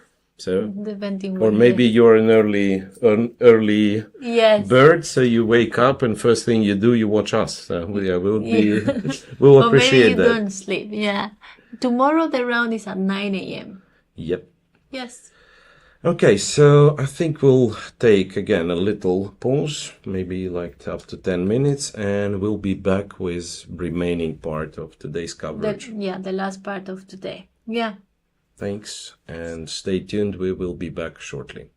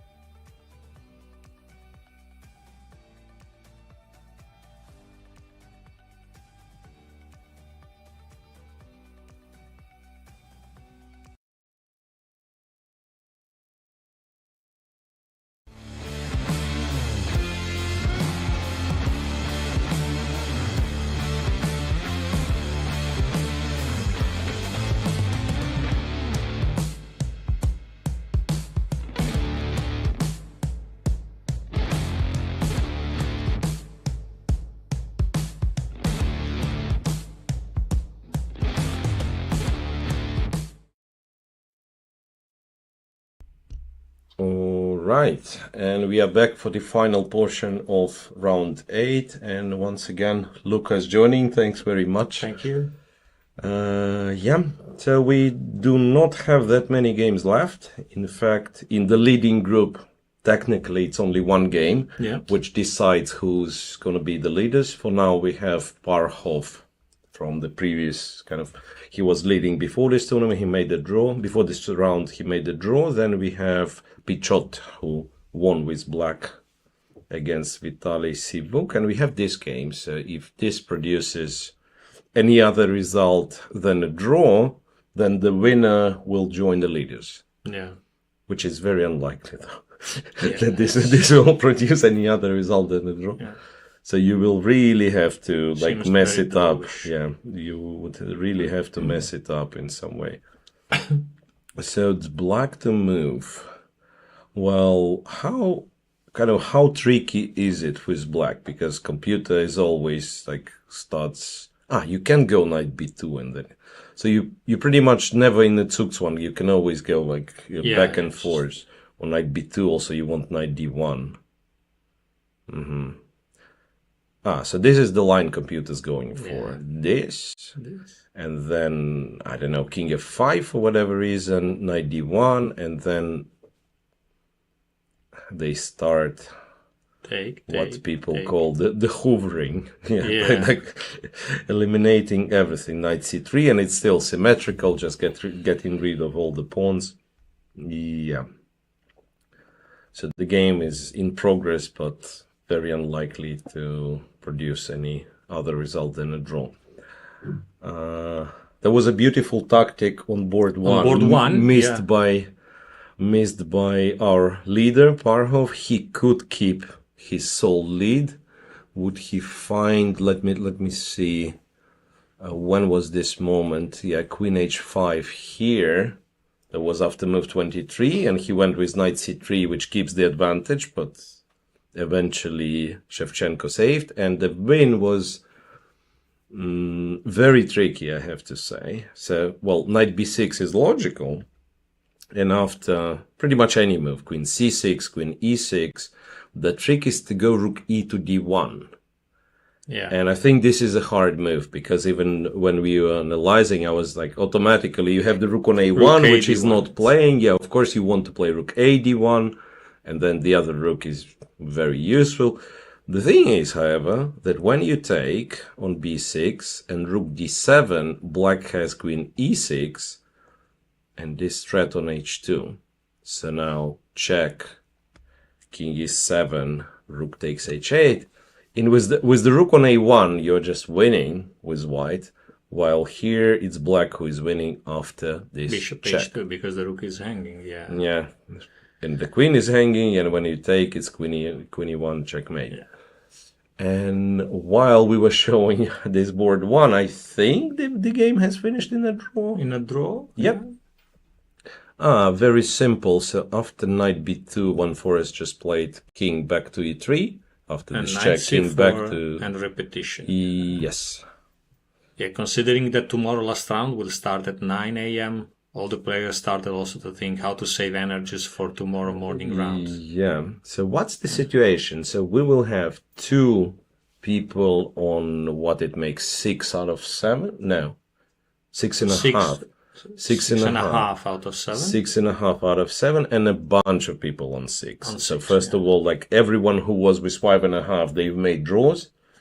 And then the lower group, there is a lot of results, Sugirov has won. Yeah, so we already have up to 10th place with 6 points, and there is, I believe there is many more.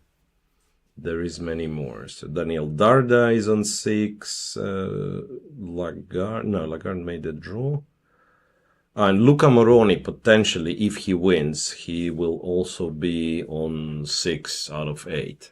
So that's the only game in top 10, which is still in progress. Still going on. And you said he was in trouble at some point. Yeah, he was very passive in the opening, and black had for sure the The best chance is, but then I didn't follow the game, but somehow he managed to turn it somehow, around. Yeah, somehow he managed to turn it around, and how it looks now, it's this better position. for white. Moreover, after wait, I think we are witnessing another result. Belia Sonis.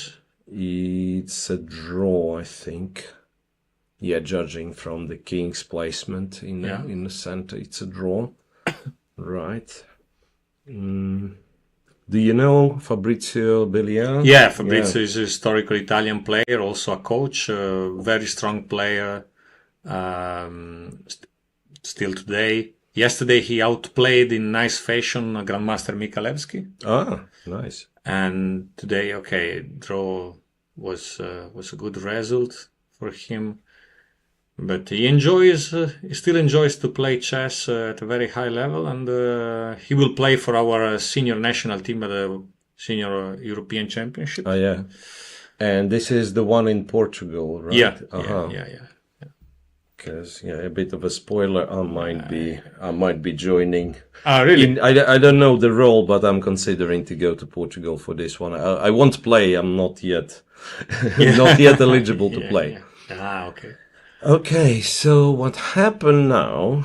Something very big happened, by the way, while we were talking, because Black played f5 check, and Luca, I don't know if he forgotten that this rule exists, or no, I'm kidding, but according to machine, e takes f6 was winning, not simply better, but winning. After king f3, it gives zeros. It gives zeros, maybe for the specific reason that black goes a5 and a4 and so on, and maybe blocks the b file. But let's see how he was winning if he would have taken. So takes f6. If rook takes, doesn't look so obvious, but rook e2 is strong. Rook e2, rook e5, something in this way.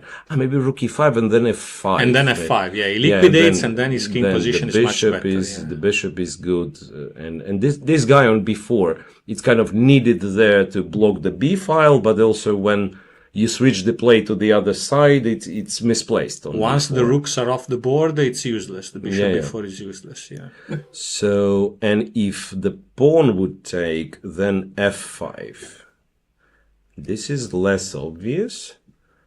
So if the check here, it's probably same. Rook e2, and rook is entering, and let's say, I think this is potentially a funny line. Yeah, rook e6, if takes, rook f6, bishop f4 again. Also with mating threat. Yeah. I think this kind of position, you don't have to calculate, you have to think with patterns. So, of course, ef6, rook f6, it's easy to say rook e2. A little bit more difficult to see how to continue after gf6. Yeah, so that's the question, like, why he went, kind of, what's the thought process behind king f3? Did he think that I'm still winning with king f3 and maybe he missed something that computer about to show? Or he missed something in the other line? Because, as you said, after rook f6, there is no reason not to go for it. Even if you don't see exactly how you're winning, it's clear white is much better. After gf6, here maybe you have to kind of see f5, but again, not so difficult, it would seem. e5 is the other move computer is giving. And maybe this one is important, because here probably what you have to do is a3, bishop a3, rook a2, and you take a7. And for some reason, computer is not going to h6. It goes to g8, where I can imagine with, h6 and so on. We have, what's after king h6? Not much, just this. Rook a6. Yeah. Wants to take after king g7 goes h6 anyway. So Anyway, this is the tactic, and when the king takes, the f pawn is pinned, and therefore bishop e5 is possible. White is winning. So it looks like a missed win. So now what happened instead after this f5 check? Luca went king f3, a5, rook b3. So he's kind of hinting at this a3 move, I'm guessing. Black plays rook a8. There is also the fact that a3 always met with a4. With a4. So maybe the thing is that you can't break simply. Yeah, there is no way. It seems that there is no way to progress, to improve. I'm actually starting to think, is there ever a world where black is there? Probably not. Yeah, so with white you just shuffle bishop back and forth. Yeah, like so you can pretty much play a4 with white. If you want just to make a draw, just play a4 and keep waiting with the bishop. Yeah, I think it's all the chances are gone, to be honest. And he did play a move. I don't see. Bishop f2. Bishop f2. So yes, indeed, the king goes to h6, takes the pawn on h5. Next couple of moves. Luca Moroni is short on time. Now I'm noticing something. So he's down to 3 minutes. Yes. Rook b1. I wonder if a4 is important or not really. Maybe you don't need to play a4. Maybe you just stay as is, like rook. It's too committing, maybe a4. Yeah. This and then computer keeps waiting. Which is not very informative, I want to say, because maybe there is like some try to which you have defense, but it's possible to miss. And then in the same points group, I think most of the games finished, and I'm surprised that a lot in fact finished with a draw. I said there will be a lot of people catching up, not so many, because the 5 points group, quite a few games finished in a draw, right? So it's Darda won. Musard. I just realized Sonis was the last from this 5 points group. There was, so they made a draw. Musard game is interesting. I don't know if you commented it before. Earlier. Yeah, let's show this one. Because we mentioned that, I said that. Somewhere here. Yeah, it was an interesting opening. I think we've seen the opening when this king f8 line. So just click through. He was always winning, but it's kind of tricky thing to play, because... Yeah, I mentioned the fact that this line, very similar to the one Jan played in the candidates against MVL in round 7 in Yekaterinburg, always has this drawback for black that the king blocks the rook. The rook, and then white plays at least easier because just he has more space, and he plays rook b1 and then tries to penetrate on the queen side. And as I said before, this was typical position where a player like Jules Musard is in his cup of tea, in his element. Yes, again, maybe it's already too late, but the move I would really love to be legal is something like rook e8 over the king. This would change dramatically the evaluation. Maybe still too late. Maybe still it's too bad. Yeah, but that exactly this line has so many benefits for black, like good pawn structure, and you exchange the bishop, but the king on f8 is so terrible that white is simply better. And I think he had everything under control, right? This was dropping variation a little bit. So it was around the time trouble. Around the time trouble. So queen e8, queen d7. But at the end, he won very convincingly. Yeah, it's very hard for white to go wrong in this position. Yeah. He has to blunder something. Queen e8 and rook c6, and this was it. This was it. Meanwhile, Luca, I think, just played a4 after g6. Yeah, just played a4. And I wonder what's going to happen. Will they just play this position? I'm not quite sure who would be playing this one. Yeah, it's who will be White, the first to offer a yeah, draw? Yeah, like white bishop is terrible, but also black is not very useful. So after, let's say, a move like bishop d2, rook b1, you cannot allow white to penetrate, so you will have to go back. And at the same time, if you start with rook b8, probably white, if white just makes a stupid move and black goes bishop c3, then immediately black is better. Yeah. So it will be this, what's in cycling called surplus, I think, when you stay on the... stay and wait for your opponent to commit to do something. Yes, it goes rook b1, and then, black can shuffle. And the only file that black has potential on is the b file, right? Yeah. So it cannot really use any other file for the rook. So it looks like a fortress. The game is still on a little bit. So there is that. Alexandra Botes has finished her game. Let me check what was the result. I think to finish it that fast means that Let's see how they put the kings. They don't care about that. She won. She won. Yeah. Well, so this is amazing. This is like what, 6.5? Yeah, no, leading by half a 7.5. point. 7.5, I think. Yes, 7.5. Let's see. Or she's leading by half a point. So, or was she on? So if Parkhoff was on 6, she was on 6.5, and now she's winning. So 7.5 out of 8. No, she's leading by the full point, I think. I think she's leading by the full point. And it all finished with a checkmate. Wow, impressive. So it's this, king h5, rook f5 check, very careless, and then, okay, just a checkmate.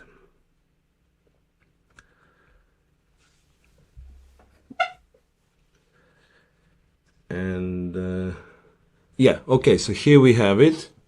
The standings for BOB tournament, 7.5. The closest rivals are 6.5. So a draw for Alexandra in the last round is immediately first place, and even in not very likely case that she will lose, still, like, she's guaranteed a tie. Yeah. It's a pity for Alessia Natoli, because yesterday she lost. She drew this game when it was a winning endgame. But even today, I don't know if we want just to quickly check her game, if it was on a digit board. But I saw it was like... I think it was. Yeah.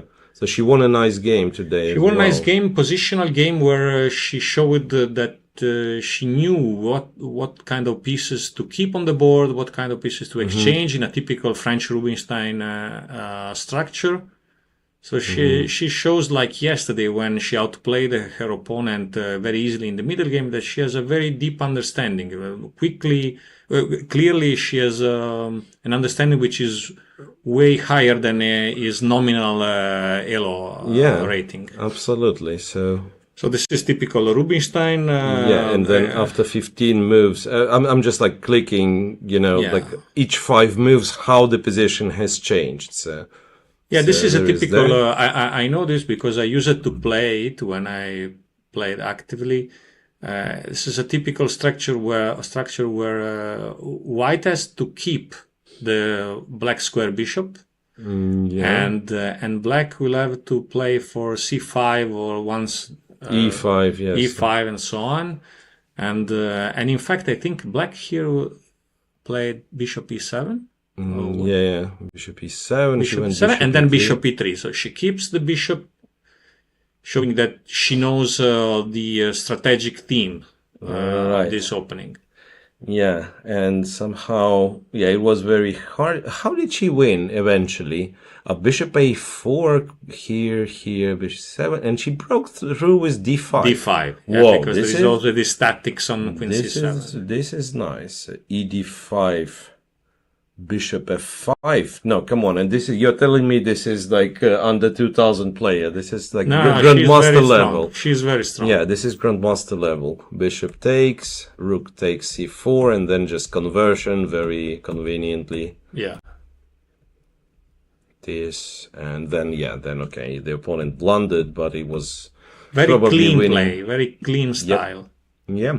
Almost no calculation, because you don't need to calculate here, just strategical themes. Right. No, but that's also, that's interesting. Like when the game is kind of easy played and you're outplaying your opponent, the calculation you can keep minimal. Yeah. Like if the pieces are played the right way. And it also depends on how strong the opponent is, because nowadays strong opponents, they will not let you win this kind of games. It can be that they will lose faster, but it will be all messy and they will make you calculate nonetheless. Yeah.